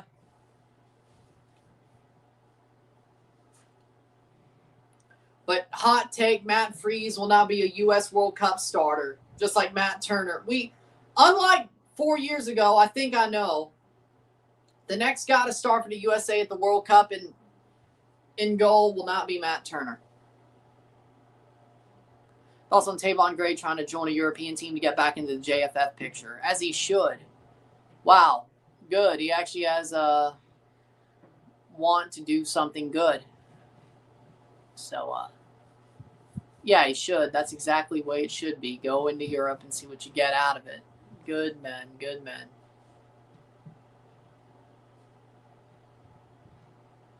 Malik Lewis had 5 points, 1 assist, 4 rebounds versus Warriors. 20 minutes played in Summer League. Maybe we can make a major FIBA tournament in the future. Dude, it's Summer League. That is, 5 points, 1 assist, 4 rebounds. I need to know what his position is, but if he's a point guard, 20 minutes, 5 points, 1 assist, 4 rebounds. He better be a forward. He better be a power forward or a center. Even then, it's Summer League. That's sad. I'm sorry. That is sad. That is sad. This ain't the 90s. I don't even know if that's good at FIBA level. Forward. Okay, fair enough. Small or power forward? If he's a power forward, if he's a 4 or 5, I can kind of accept it. I would need to see the highlights, but it's Summer League though. The Warriors don't have Richard Rios coming off for Colombia in the 80th minute. I wouldn't say, don't take this away from me. Well, I'm just saying, 5 points in Summer League, 4 rebounds as a center or power forward. This is Summer League we're talking about. That's like rookie league. That's like rookie camp. That's like spring training. Early spring training, in baseball. I wish Trinidad would do something good. Just like Canada's on the way up in basketball as well on the men's side. The Canadian men's basketball team is amazing right now, and I love it. I do. I wish Trinidad would do something good in FIBA Americas. I do. But in Summer League, I don't know how much you know about Summer League, but Well, will he even play in the actual NBA? My point is, he's trying. Summer League is basically you're either drafted by a team and you're a young player, you're on their G League roster, or you're signing a summer contract to either get on a G League roster or be scouted by one team or multiple teams. Summer League is not, when you see a roster in Summer League, maybe only 2 or 3 of those guys will be pure or main players in the NBA in a season. If you're a rebuilding team, maybe more. As a Raptors fan, I know what Summer League means. I love Summer League. I think it's an amazing, it's the first thing. I mean, the Raptors have had, oh, look, it's Cucho coming on. I've always had an affinity of watching Summer League because the Raptors, especially under the Masai era, because we've always had good prospects in the 905. I've always watched the G League when we've had the 905. So I know what the Summer League means. I don't know if you do. And that's where I think the disconnect is happening. I like the Summer League. I love watching the Summer League. I really do. So, and if the Raptors make the Summer League final, I'll go live for it. Maybe. I don't know. Just like I said last year, but Summer League is like players trying to get tryouts, trying to get signed to training camps in the fall, trying to get signed to G League teams and maybe have a 2-way PTO type deal. A lot of the, like, of course, you'll see the draft picks play a couple of games, the big names and the big prospects, but this is more trying to basically play your way onto at least a G League roster.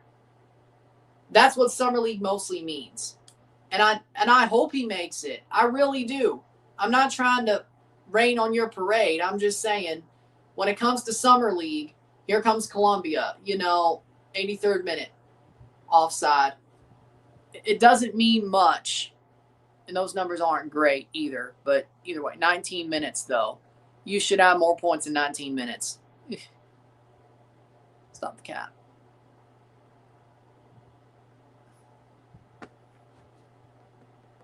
So, what do you think about LeBron James controversy? What controversy? He just left the Lakers. He is free agency. What controversy? Like, LeBron, what's his chances of making the NBA roster? What team does he play for? I mean, where did he get drafted? What place did he get drafted? Who's he playing for? And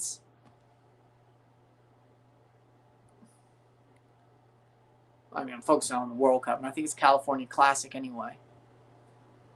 It depends on who he's playing for. I'm guessing one of the California Pacific or the Central teams. He played against the Warriors, maybe the Utah Jazz. Bucks. Milwaukee Bucks. He might be on the roster just because they gutted the whole thing. Well, oh no, Miami gutted their roster. But you know what? They might need a forward because they got rid of Giannis Antetokounmpo. So you know what? He might play. He might actually be on the roster. Actually, that's a good chance. He's a forward. He's a power forward. He has a chance. Giannis is gone. He has a chance because nobody's Giannis, but maybe. You know what? Yeah, I'm going to say actually not that bad of a chance. Like, it's actually a pretty good chance he makes the Bucks roster, at least as a fourth power forward. And worst case, plays for the Wisconsin Herd, their G League affiliate. Top power forward on the Herd or fourth or third power forward on the main roster. Giannis is gone. So actually a pretty good chance, actually, if he impresses the Bucks. So, yeah, actually, that's a good place to be for him. Milwaukee. It's a good place. Giannis is their power forward, and he's gone. So, I'd say about 70% chance of him making the Wisconsin Herd as one of their top 2 power forwards and maybe call it up on a 10-day contract later in the season. And 50, 60% 55% chance of being there as their main or one of their top 3 or 4 powered forwards because Giannis is gone. So 86 minute. Depends on where they are on the cap as well. Sakaria and Mbolo are off. Widmer and Iten are on in the 86 minutes. So, I mean, I hope to see it too. But, yeah, Milwaukee's not a bad place for him. That's actually a really good chance, unironically. Unironically, really good chance.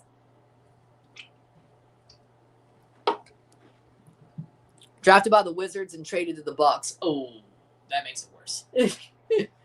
Do you realize how bad the Wizards are?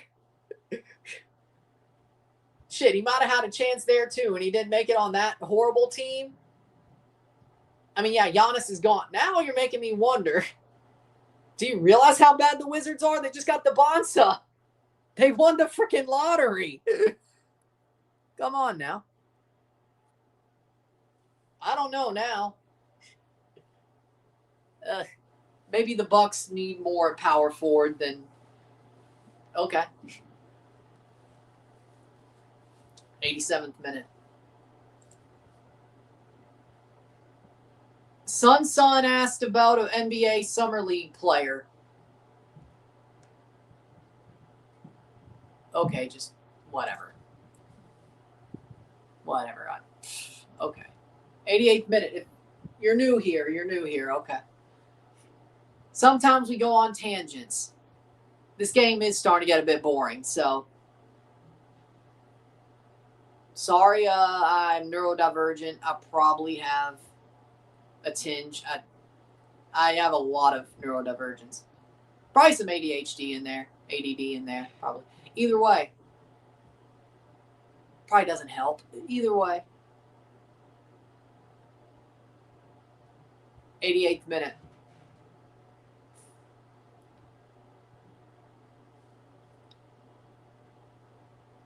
Whatever. And that should be, I don't know if that's a foul, but we'll see what happens. 0-0 in the 88th minute. As you see, I didn't upgrade the...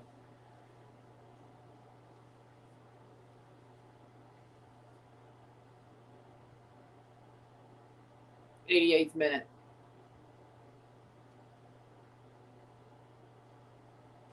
Coble takes the goal kick, and there's a foul. 89th minute. That might belong to Cole after this game. 88th minute. Boom. We'll review this game after it's over.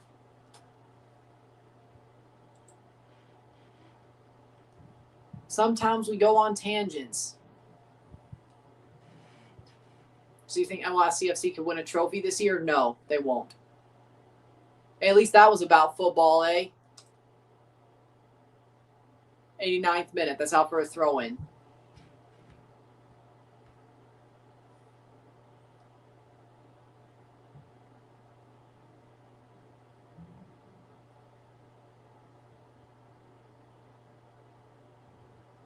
Playing for Colombia loses the ball.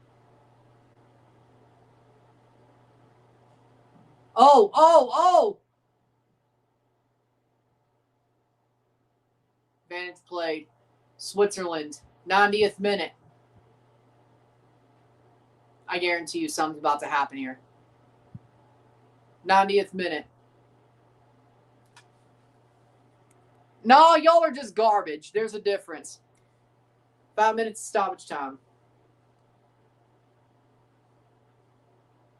At least I had a garbage start, didn't you? I got to get back into the MLS when we get there. 5 minutes of stoppage time. Colombia blocked away. Switzerland the other way. Somebody please score a goal. I think we're going to extra time unless... Things are getting a little bit unglued here, though, so maybe this is the moment. In through! Shot wide! And Doy puts it wide. Damn it. That was the chance. 91st minute.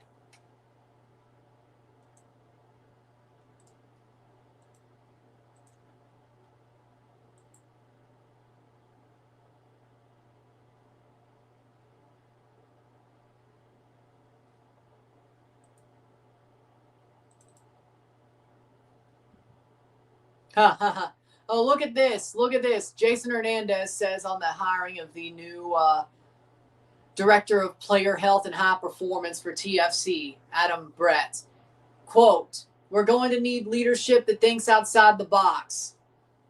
You know my answer to this, or what I'm going to say in reply. Well, thinks outside the box, call the Pirate.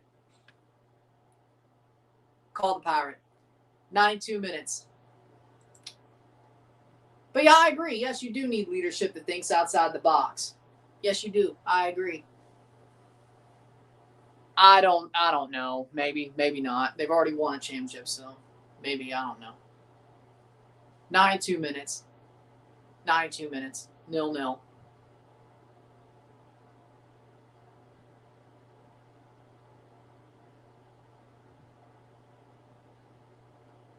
Colombia loses the ball, throw in.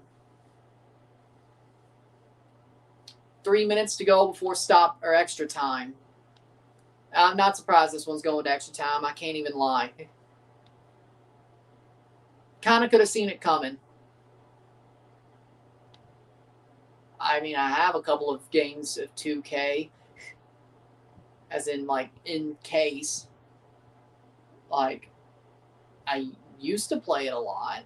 I haven't played a video game in ages because of this channel. 93rd minute. Can somebody please score a goal? Blocked away. Corner. Corner for Switzerland.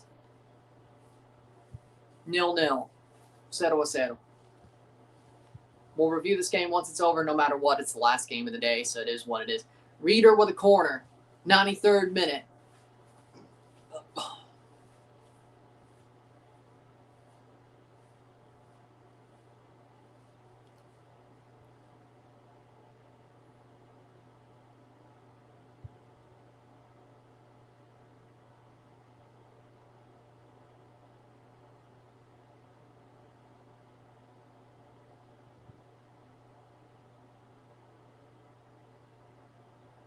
Headed away by Colombia.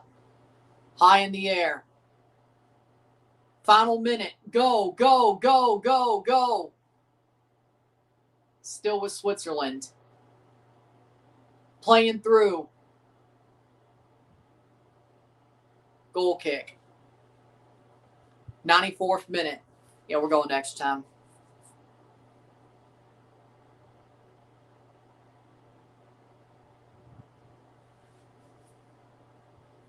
(94-10). Knew it. Colombia has the ball. Munoz. Still Munoz. Gets pushed off the ball. Switzerland.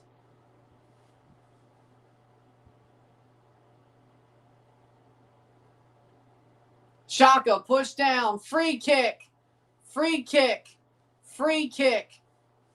Ooh. 95th minute.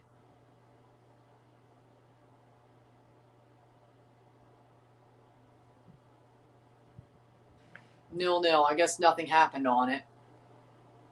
Oh, no. Free kick for Colombia. My bad. Well, there you go. Well, okay. Why? Full time. We're going to extra time. 0-0.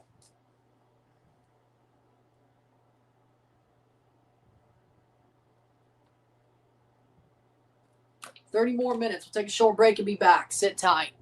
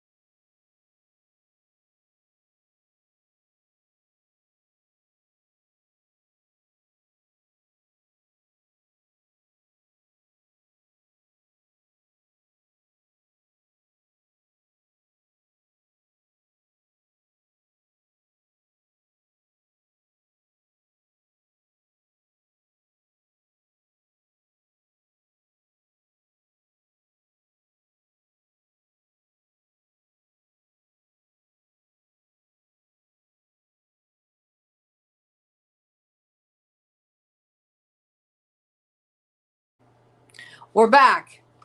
We're back at extra time. We're here. 30 more minutes of football, maybe a penalty shootout. So we're back.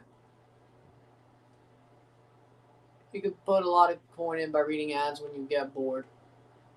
Nobody pays.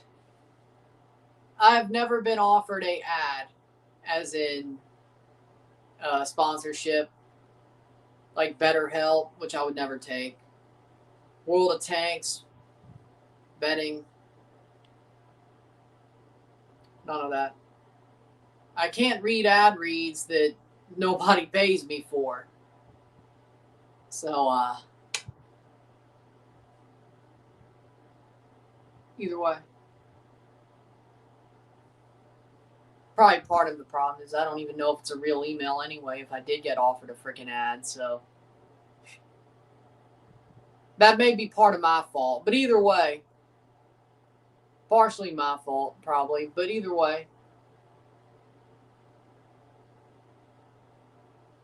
90th minute, we're back.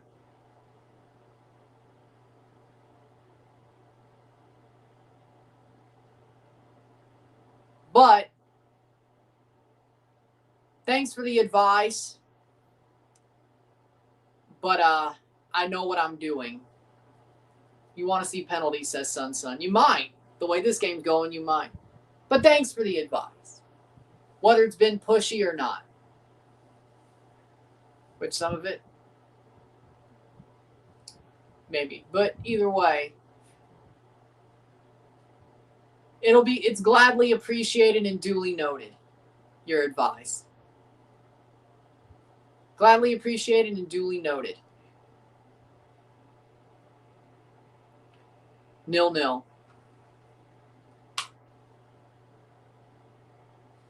At least for the next Women's World Cup, the one after 2027, the OFC is going to have 2 guaranteed spots. Well, good. But there are 32 teams now in the Women's World Cup, I think. Yeah. It didn't get extended to 48, but either way. I want to see Pens. It's the last match of the round of 16. Well, at least it's not late, but I guess I'm not getting a nap. Great. I have to eat after this match, after the review. I thought I was going to get a little bit. Either way, maybe. I don't know. We'll see what happens. It is pretty early, though. So, who knows? 0-0, comparatively to other days. Ball crossed in. Header missed. Colombia has the ball in the box. Is it a penalty? No penalty. No penalty. No penalty. Goal kick. And Colombia's pissed. And Colombia is pissed. P-I-S-S-E-D, pissed. I mean, I can see how it's a pen. I'm not sure. Oh, well, he did get him on the top of the foot. He did get Compaz on the top of the foot. He did, and he didn't get the ball. No head up and on. No head up and on. Pinche FIFA, no head up and on. And they're all on side. So, I can see how it'd be. No penalty, though. I'm just glad the Rumble chat's not like, oh, look how behind you are. I'm glad that hasn't happened yet. Because I know I'm behind. We've talked about it multiple times. And they're player down for Switzerland. I'm kind of surprised, actually. I won't lie.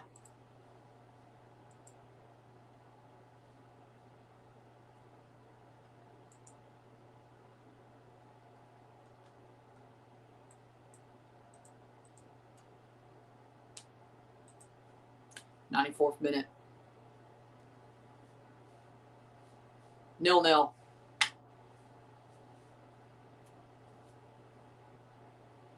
This was the time to go to VAR, no. I say they should have, but they didn't. So, yes, but they didn't. Switzerland playing for it. They want pens as much as we do. Well, much as y'all do. But I guess, yeah, penalties is a good way to end the round of 16, eh? Yellow card. Have we even had a shootout this round? Egypt versus Australia was a round of 32. Yeah, I don't think we've had a shootout this round. Canada 3-0 loss, 1-0 loss for Paraguay, 2-1 Norway, 3-2 England, 1-0 Spain, 4-1 Belgium. Yep, no penalties or even extra time. No? No, I don't think there was extra time at all in this round until today, actually. 90, 90, 90, 90, 90, 90, 90. Yeah, they all been 90 except this. This is the only extra time this round. Holy crap. All these games are blending together. Yeah, you know what? Yeah, sure. If you haven't had extra time at all in the round, this is a good way to end it. Go to penalties. Yeah, sure. Honestly, the way the game's gone, I think that's pretty fitting, honestly.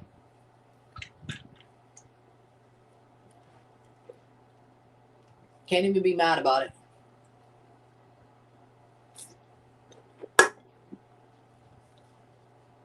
Damn. All the games have ended in 90 minutes except this one in the round of 16. Damn.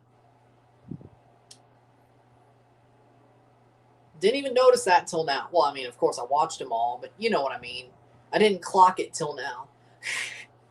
Didn't clock it till now. At all.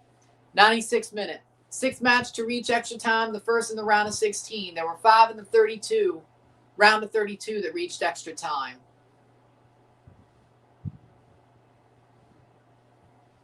Let's see, which ones did it?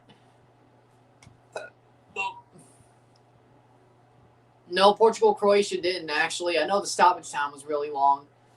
Colombia-Ghana did not. Argentina versus Cape Verde, Australia-Egypt, Switzerland-Algeria didn't. Portugal-Croatia didn't. Spain-Austria did not. Bosnia, USA did not. Belgium-Senegal, England-DR Congo didn't. Mexico-Ecuador didn't. France-Sweden didn't. Ivory Coast, Norway didn't. Netherlands, Morocco, and Germany, Paraguay. There we go. Boom. Okay, I'm still good at this. All right. And then Switzerland, Colombia. I meant boring game. We need some drama. This is a bit boring. That's why I want the pens. Honestly, I think this game, at least it was a chess match in the first half. Second half-wise,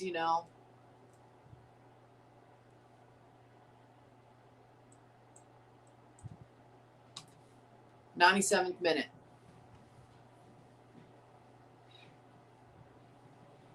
'97th minute, 0-0, playing forward to Switzerland. The way this game's going, I think we will get penalties, though. Would be a good way to end it. Then we have the quarterfinals starting on Thursday. We have a day off of the World Cup tomorrow, but I do not have a day off. It's called the Canadian Championship. CS Saint Laurent versus Forge FC, quarterfinal leg 1 of the Canadian Championship. I do not have a day off tomorrow. Who's winning on pens? I think Colombia. But let's see what they got. Ooh, that's out for a goal kick. No, corner. I guess it was tapped out by Vidmer. Luis Diaz take the corner. I think Colombia does. Coble would probably be the better goalie in pens, but the takers, I think Colombia probably has better takers. So it's going to be tough. I can see it going either way, but I'll lean Colombia. Header, save by Coble. Gregor Coble with a big save. Now he got a hand to it. 98th minute. Gregor Coble with a big save. He got a hand to it. Legend Gregor Coble. Legend. The Connor Hellebuck of Borussia Dortmund.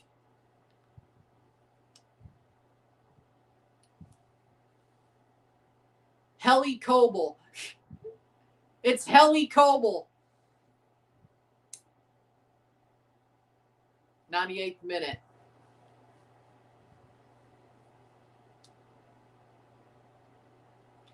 Boom. Yep, got a hand to it.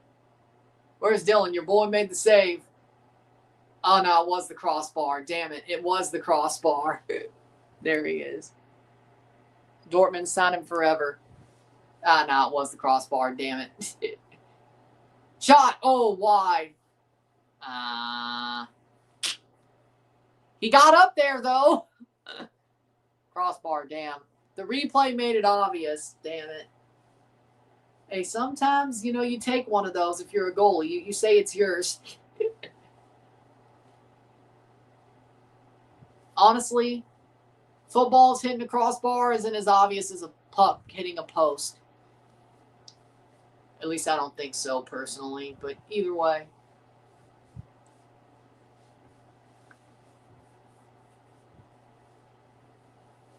'99th minute.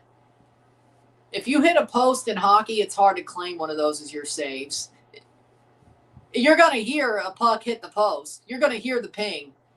Football-wise, if it hits the crossbar, you aren't really going to hear the ping. Not the same way you'd hear a puck. But either way, 100th minute. He'll probably claim that one and nobody's going to complain about it. It's fine.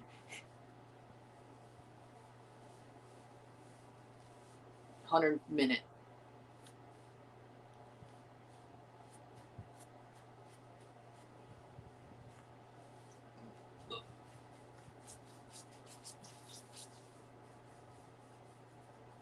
Nil-nil.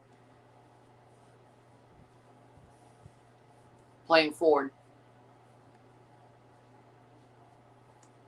Shot! Oh! Save? Corner. Yep, a save. Well, that was a save. 101st minute. This is getting good. This is getting good. See? He just pushed his arms out like beach ball, like volleyballed it. He just put his arms out and volleyballed the damn thing. It's like, boom. I'm not good at volleyball. Punched away. Foul the other way. Goal kick. It was like volleyballed the damn thing. Just like, boom. It's like he was on sand, like, boom. He set that damn thing. He set that damn thing.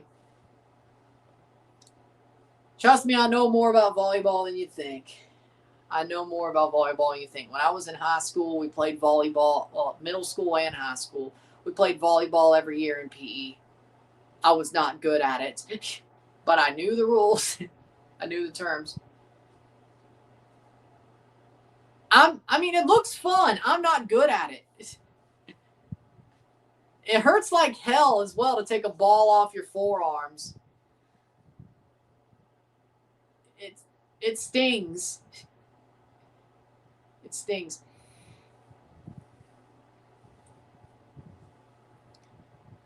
'102nd minute.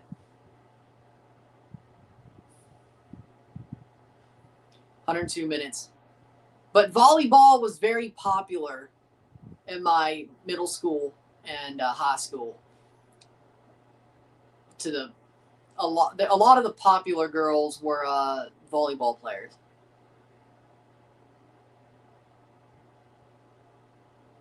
And did I like them? Yeah. Substitution. But that's enough about that. I can't go on too many tangents, and the Rumble fans are gonna get pissed. Gonna get pissed. I'm no pro either, but I enjoy playing it. You have to get used to it though. The problem is in PE we only played for like 2 weeks. Every year we played for like 2 weeks and that was it. Never could get used to it. Shot blocked away. Shot, what a save, Vargas.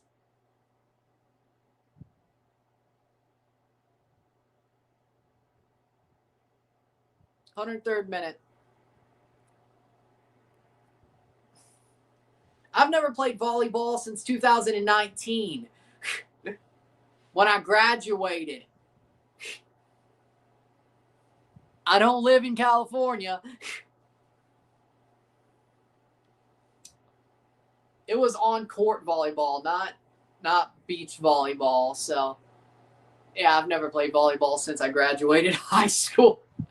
A couple of months before I graduated, I think, actually. I don't remember when the last time. I don't remember. Probably March of that year.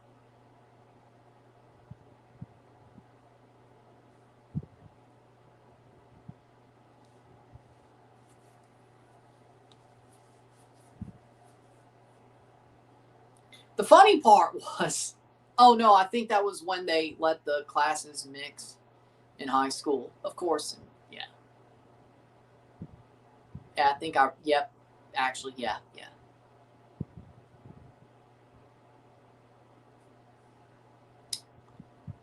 I think that was the unit they let the classes mix and play volleyball together. Yeah, I think, yep, there you go. Almost like wrestling. I heard it stings too. Well, I know nothing about Greco-Roman, but I do know taking a bump hurts like hell. Oh, you got to get used to taking bumps. Pro wrestling.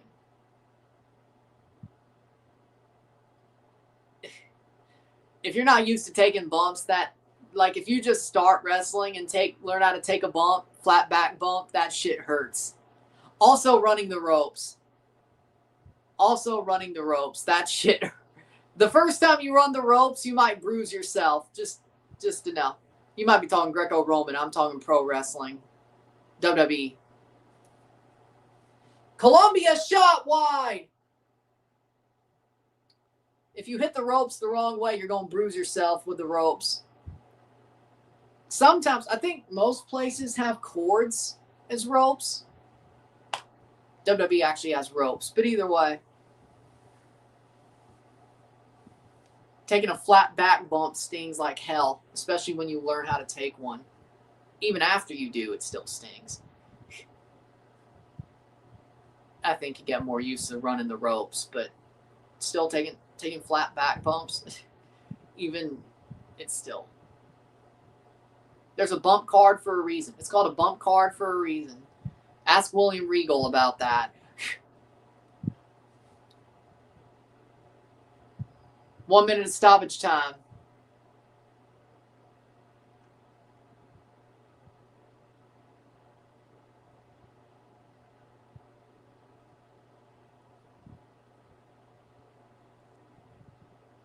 Halftime, it's 0-0. Halftime of extra time, it's 0-0. 15 more minutes to go.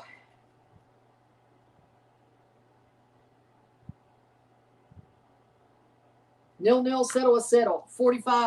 15 more minutes to go. Colombia got better when Cucho came on. Oh, I agree. Cucho's been good in this game. Amazing. And people should give him credit. Columbus Crew legend, Cucho Hernandez. Cucho's amazing. I've always thought so. Wonderful footballer. I think Cucho's a damn good player. I hope he scores a goal. If he does, I give him man of the match. Thought so.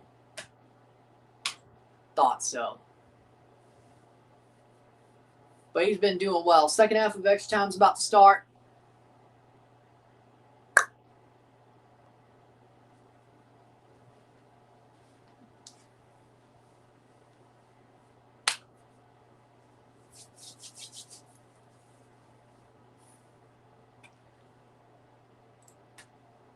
Do, do, do, do.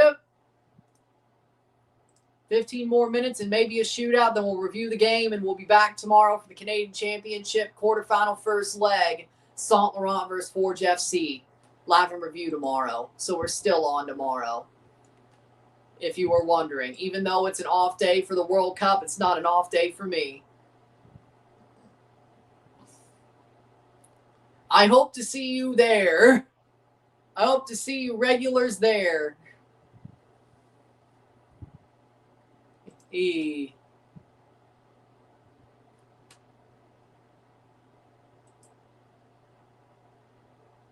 streaming the U20 CONCACAF qualifying? As I said, I'm doing the Canada-Panama game at the end of the month in the U20 championship. Yes, at least that. We'll see what more there is, but I think there are things that either way.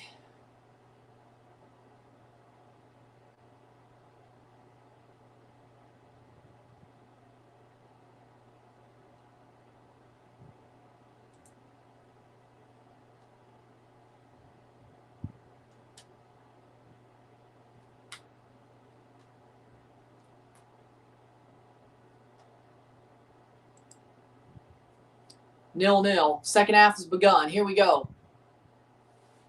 You should get a sponsor. Hey, maybe if I realize which one was the real.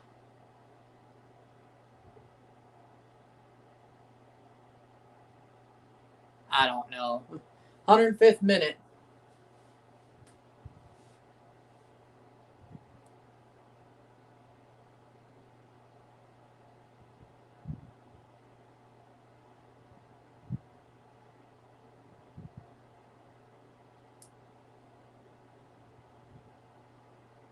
Sneeko. I didn't see what he said. So 106th minute. Again, I've been focused on the World Cup, man. 15 more minutes.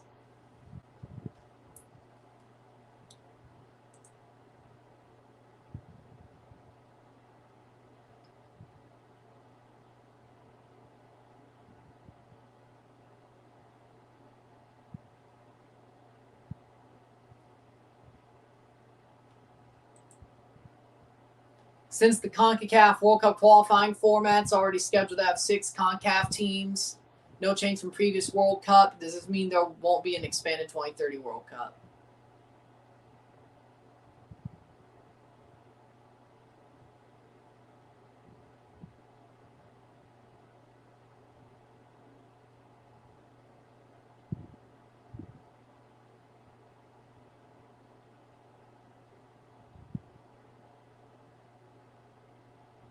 $106 minute.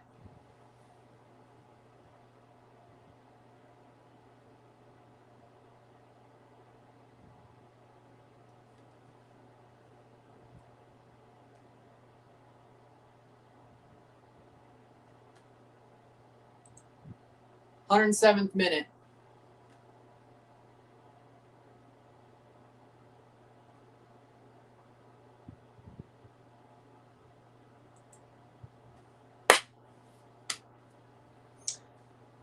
$108th minute. Does Matt Freese deserve to start? No, he should be dropped. Drop him.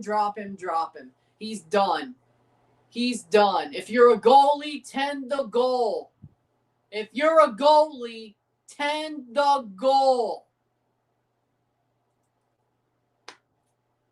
Exactly. If you're a goalie, tend the goal.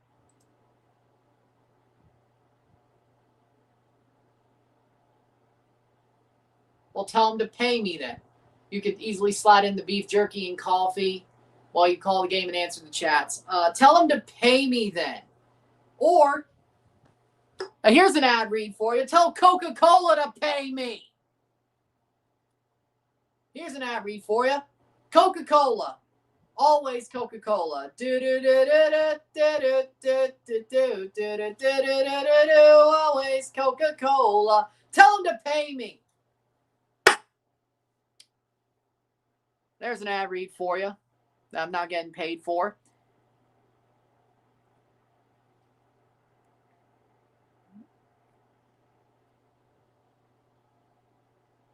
Tell him to pay me. There we go. Wrong one. Tell him to pay me.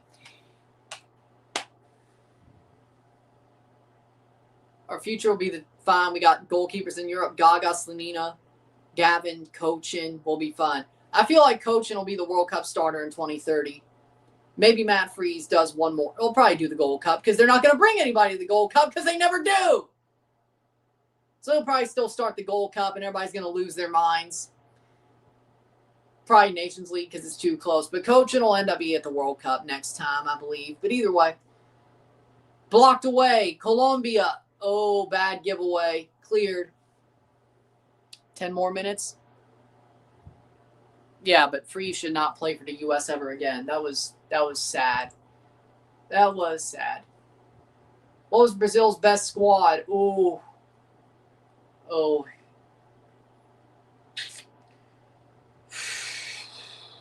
$1994. 94 Brazil. 110th minute. 94 Brazil. I wouldn't say 2000. Well, No, 94. I'm not saying 2000. I'm not saying 98. They lost. 2002. 2002. Damn.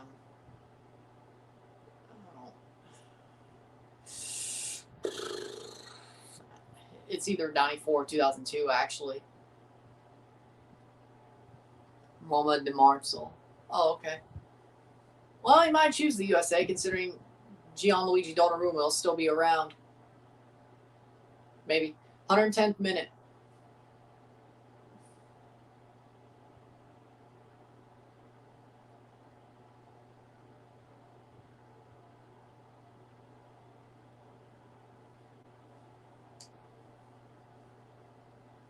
Ball crossed over the top.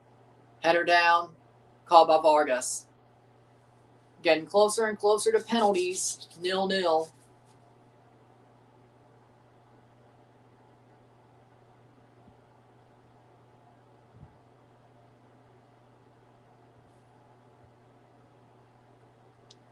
Well,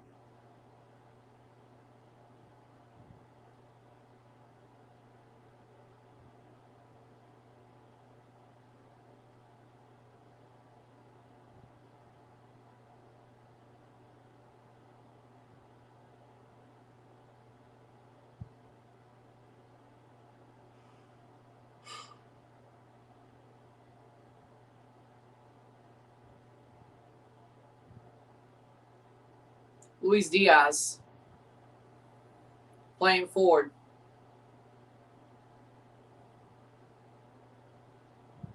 I am not going to keep the scoreboard up for penalties. So if we go to penalties, I'm going to call that perfectly. So don't worry about that.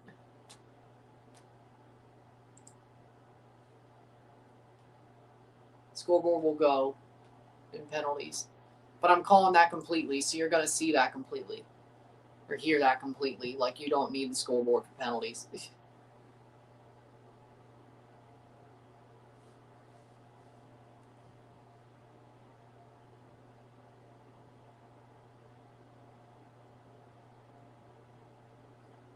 Draw for me. Draw for the CONCACAF Nations League on the 23rd of July. Yep, we'll be live for it. And we'll review it as well. Don't worry, we'll be here. We'll be here for that. I know. Canada, of course, probably getting the... what was Brazil's worst squad? 2022. 2022 Brazil was their worst squad. Actually, no. 2024 Copa America. But if we're talking World Cup squads, 2022. If we're talking about anything, Copa America 2024. And that was worse. That was worse than World Cup 22. Brazil Copa 24. Garbage. Garbage. But if we're talking just World Cup squads in 2022, garbage, but not as garbage as Copa.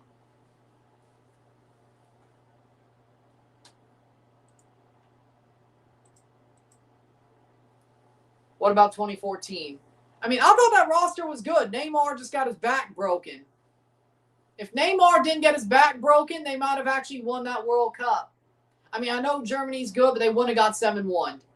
They wouldn't have got 7-1. Brazil's 2014 squad I thought was actually really good. So, if Neymar didn't get his back broken, maybe they win.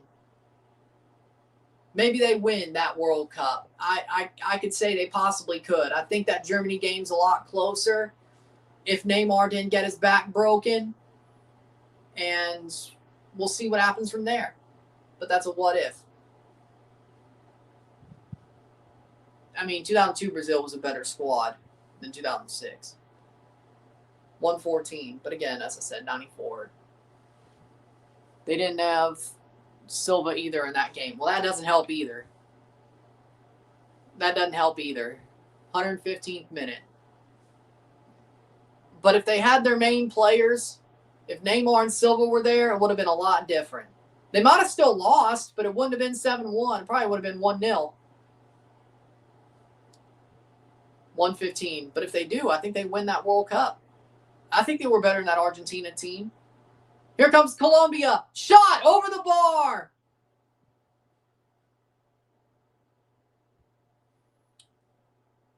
coming off the Confed Cup, flying Neymar. If Neymar wasn't injured and Thiago Silva wasn't suspended, totally different game versus Germany.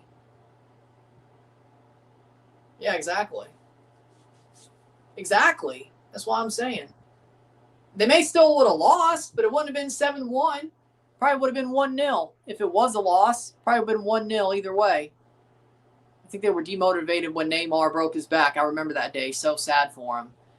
I mean, I kind of have to believe him breaking his back was like the first he's not going to be what we thought he was going to be moment. I think that's got to be it. That's got to be it. Because he never really truly hit his potential of like multiple Ballon d'Ors. Now, of course, Messi and Ronaldo were up there, and that's hard to beat. And then PSG was like the nail in the coffin when he was like, I got to get out of Messi's shadow. That was like, weirdly enough, the nail in the coffin. It's kind of like Daniel Ricciardo in F1. When Daniel Ricciardo left Red Bull, that was the moment where his career truly ended. Like, yes, he stuck around for a long time, but it never was the same. He was never the same Daniel Ricciardo. Just like Neymar was never going to be the Neymar we thought Neymar was going to be when he got out of Messi's shadow. And here we are now. Header, wide.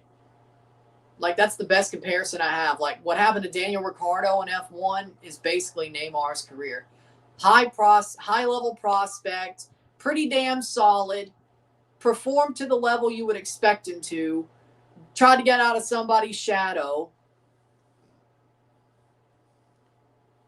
and then his career choices went down the drain because he tried to get out of somebody's shadow. 2014 changed everything. 2015 season was good. 17 season was also prime Neymar. I mean, that was the first. I said it was the first sign. I didn't say it was the only. The PSG move was like the big one, the big thing that changed it for Neymar. Player down. That is Lukumi for Colombia down, injured. Had he stayed in Barca, he might have been the guy after Messi left. And Barca may not have fell off as bad. Well, they probably would have had to slash his wages, but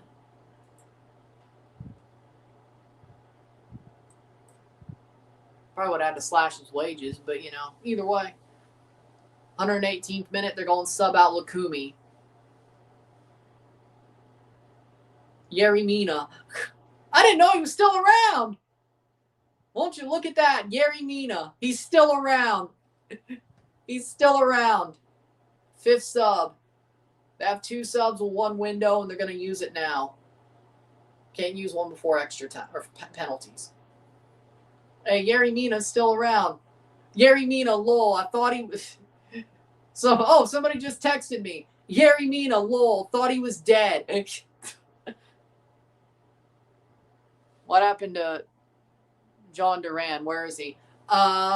Wasting his career in the Middle East. Or Turkey, actually, yeah. Left Al Nassr to go to Turkey. Tried to push a move out of Turkey. He's ruining his career. His greed, or whoever's greed, it may be his managers, I don't know, is ruining his career. He's making bad moves, and he's a locker room cancer, it sounds like. What happened to Carrascal? I don't know.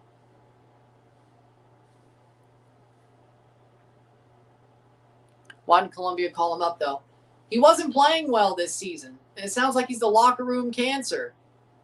From what I've heard. I can't confirm it. From what I've heard. Sounds like he's the locker room cancer.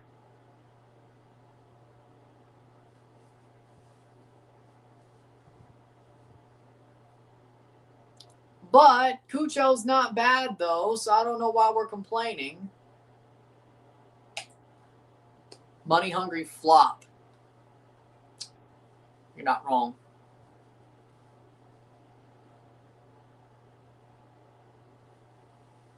He did it to himself. He did it to himself.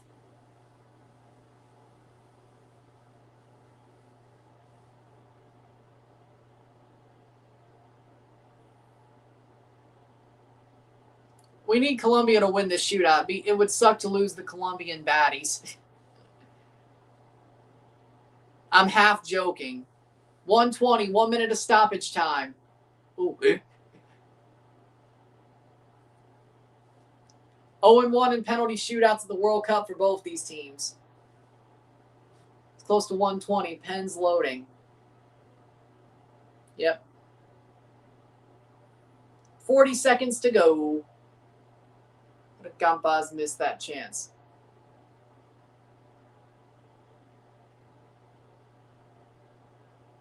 Good press. 30 seconds. Header. Oh, that's bad.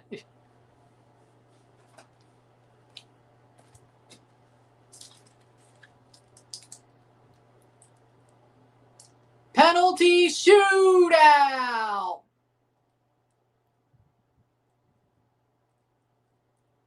And it's a penalty shootout. We're going to penalties. 0-0 after extra time. 0-0 esta noche. Penales. Tanda de penales. De las Suecia contra Colombia. Suiza contra Colombia.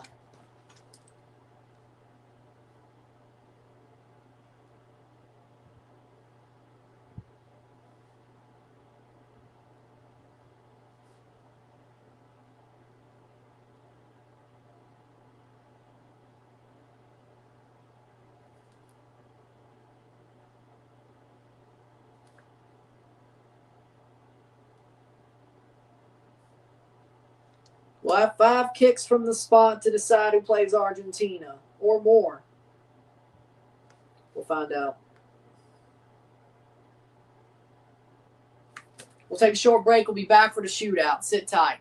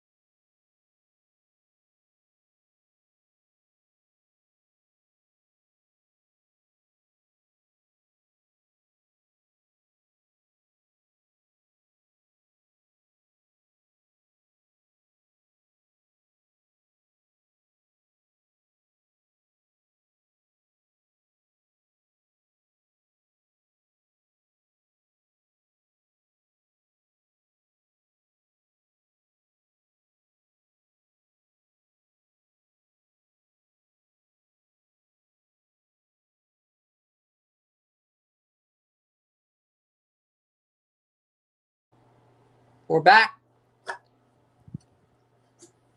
We're back. We'll review this game once it's over. We got a shootout. We got a shootout. A absolute, what's it called? An absolute chess match has turned into a penalty shootout. So, there we go. You'll hear me call everything, so you don't even need the scoreboard for this one. We're going to focus on the shootout, my friends.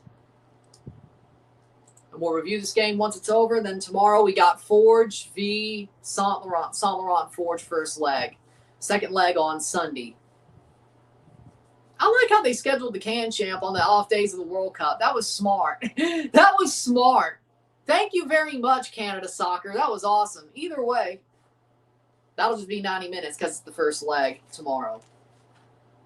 Second leg, I'm sure it's probably only going to be 90 minutes because Ford's going to stomp out freaking Saint Laurent. But either way, you know, I hope you're here for the Can Champ game. If you love the World Cup games, hope you're here for at least to hear me talk about the Canadian Championship tomorrow.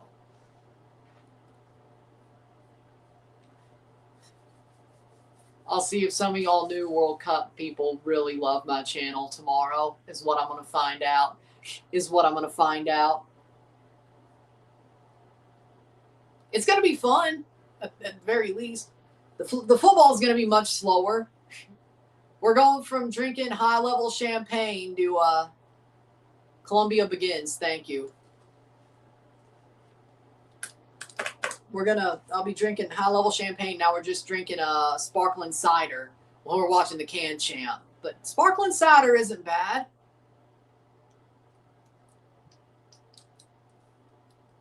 It's not high-level champagne, but sparkling cider isn't bad, and I don't like alcohol. So I do love the World Cup, though, but that doesn't, well, now it doesn't work. Either way. Shit. There were some good flavors of sparkling cider that I didn't get during the frickin' Colombia shoots penalty. I'm not looking at the screen now.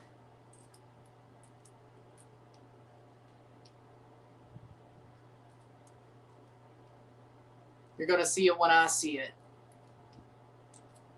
Or you're going to hear me say it when I see it.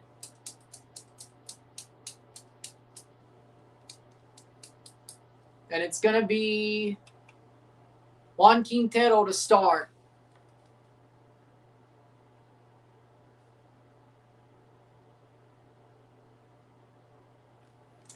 Juan Quintero to start the shootout.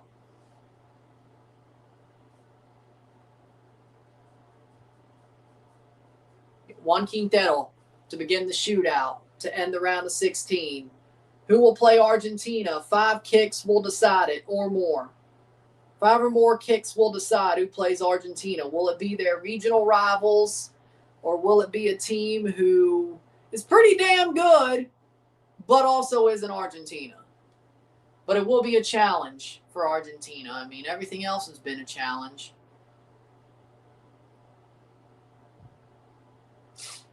Quintero will take a long run up. Oh my God. That is a long run up. That is a long run up, Quintero.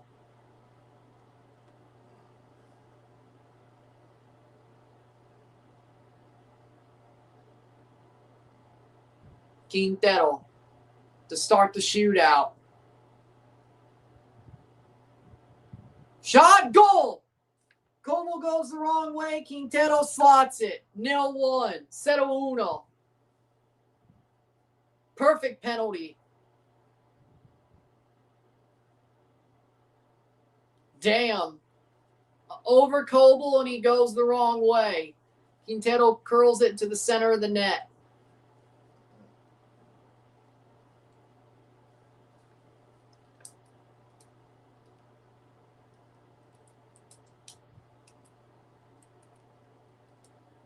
Granit Xhaka.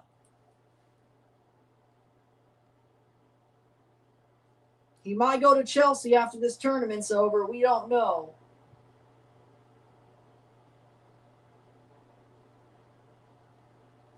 Granit Xhaka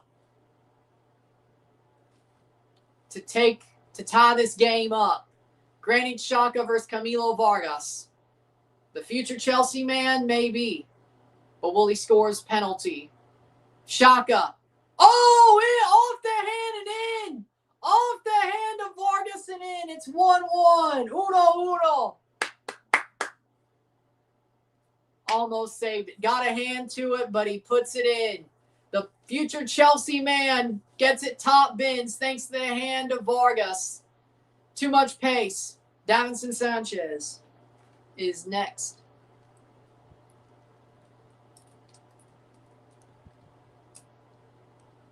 Davinson Sanchez.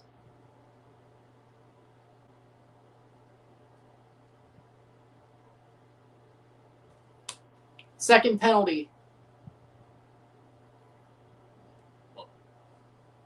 Sanchez versus Coble. Switzerland has it tied, so Colombia needs to score. Davinson Sanchez.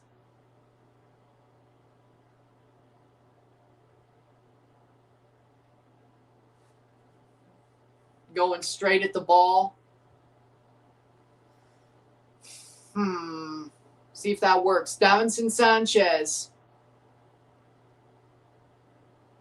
Runs up. Shot. Off the bar. And out. It's off the bar and out. He missed. 1-1. 1-1. He missed. Bottom of the crossbar and out. Bottom of the crossbar and out. Oh, no. It didn't hit the crossbar flush, but it doesn't cross the line. Damn, Davinson. Back at it again with a penalty miss. And it's number 23, Zeki Amdouni.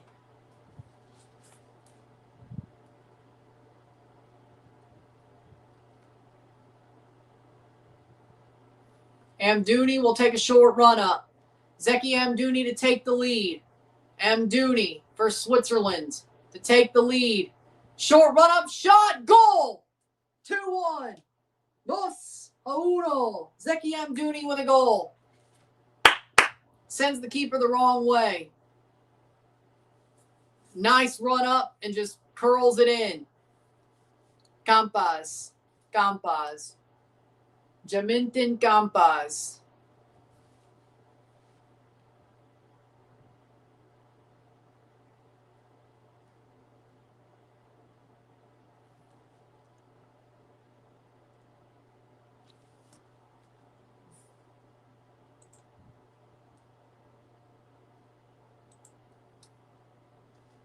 Nil-nil. 2-1. Campas to take the tie back, and it's under the arms of Coble. It's in. 2-2. 2-2. Campas.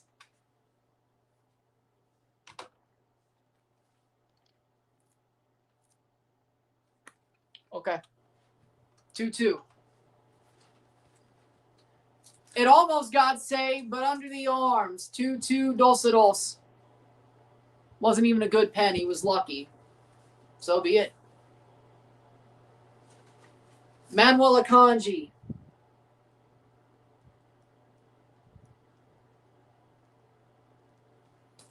Manuel Akanji to take the third penalty and give Switzerland the lead back. If he misses, this gets a bit tougher. Akanji.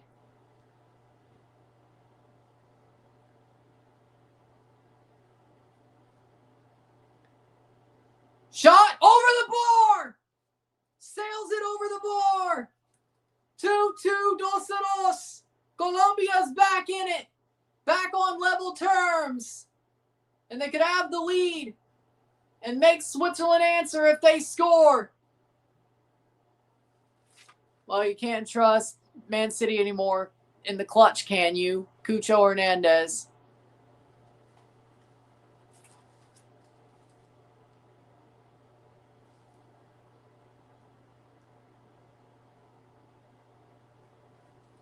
Cucho Hernandez.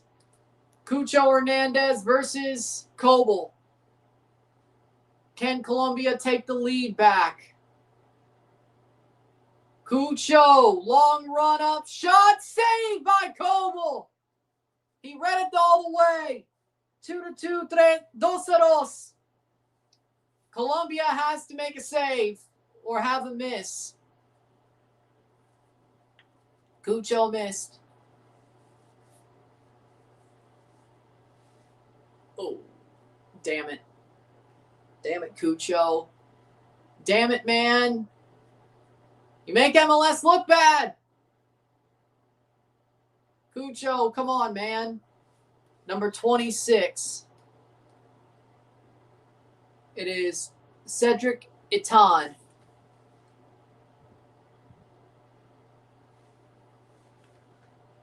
Or Cedric Itan. Short run up for Cedric. Shot, goal down the middle. 3-2. 3-2. Colombia has to score. Colombia has to score to at least get their part of ensuring sudden death in this game. Cedric scores down the middle. And it's 3-2. Colombia has to score. If they miss, it's over. They have to score to keep themselves alive. Luis Diaz. A miss or a save ends the shootout here. And Switzerland moves on to play Argentina. Colombia has to score to keep themselves alive and then make a save or see a miss. Could this be it? Could this be it? Luis Diaz, run-up shot, goal. They keep themselves alive. 3-3, 3-3. Switzerland for the win. Can they put Colombia away? Can they put Colombia away? Good penalty. Sends Kobel the wrong way. Luis Diaz scores. Switzerland has to miss if Colombia wants one more or to send this to sudden death, or there has to be a save. It is Ruben Vargas. Ruben Vargas for the win.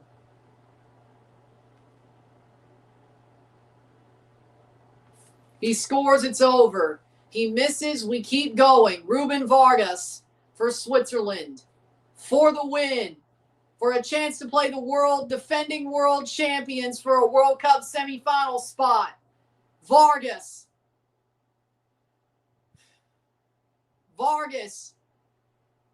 A miss or a save, we keep going. A goal, it's over. Vargas, run up, shot, goal! Switzerland moves on to play Argentina.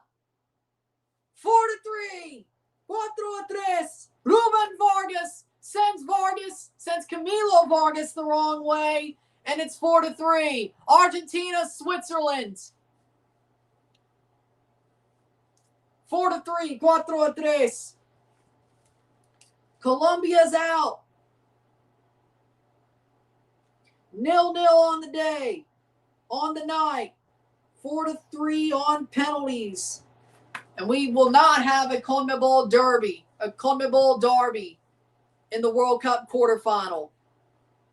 We will have Argentina v. Switzerland. And can they make the upset that Cabo Verde did not? That Egypt did not? They've upset Colombia.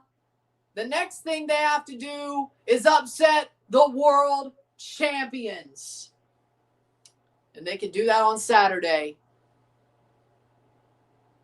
And this might be the end.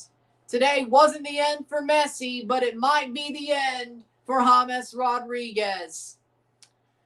And there you go. With that being said, if you like this stream, like it, share, subscribe. You know what it is. Tell your friends. Hit that like button. Hit that subscribe button. Hit that bell notification once subscribe.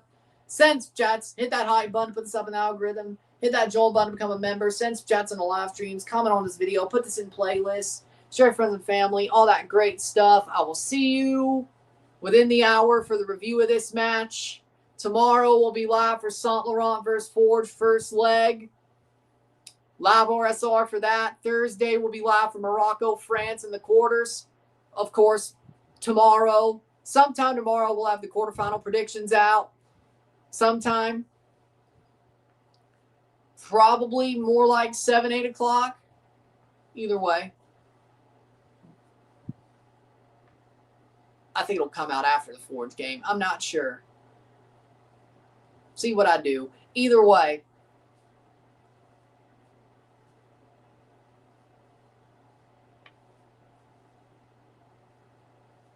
Switzerland will face Argentina in the quarterfinals. Thursday, we got France, Morocco, live RSR. Friday, we got England versus Norway, live RSR. We got Belgium, Spain on Friday, live RSR. Saturday, England, Norway, Argentina, Switzerland. 2 lives, 2 RSRs on Saturday. Sunday, we got the second leg of Forge versus Saint Laurent, and maybe even Montreal versus Vancouver FC if Montreal are in trouble and could get eliminated from the Can Champ. Monday, we have the MLB Home Run Derby, live RSR. Tuesday, we have the first semifinal of the World Cup, live RSR, and the MLB World All-Star Game, live in RSR. Wednesday, we will be live. The 15th, we'll be live for the second semifinal of the World Cup, live RSR. The 16th will be live for Montreal, Toronto, MLS 401 Derby, live RSR. Friday, we'll have the World Cup final. The 17th, we'll have the World Cup final prediction. 18th will be live for the World Cup third place game and reviewing it. And then the 19th will be live for the Belgian Grand Prix, F1 Belgian Grand Prix live review, and the MLS. Then the World Cup final live and review on the 19th. With that being said, 2 non-European teams left, 6 European teams left. Damn, how this turns out. With that being said, I will see you within the hour. I'm Ryan and I'm out. Peace. See ya.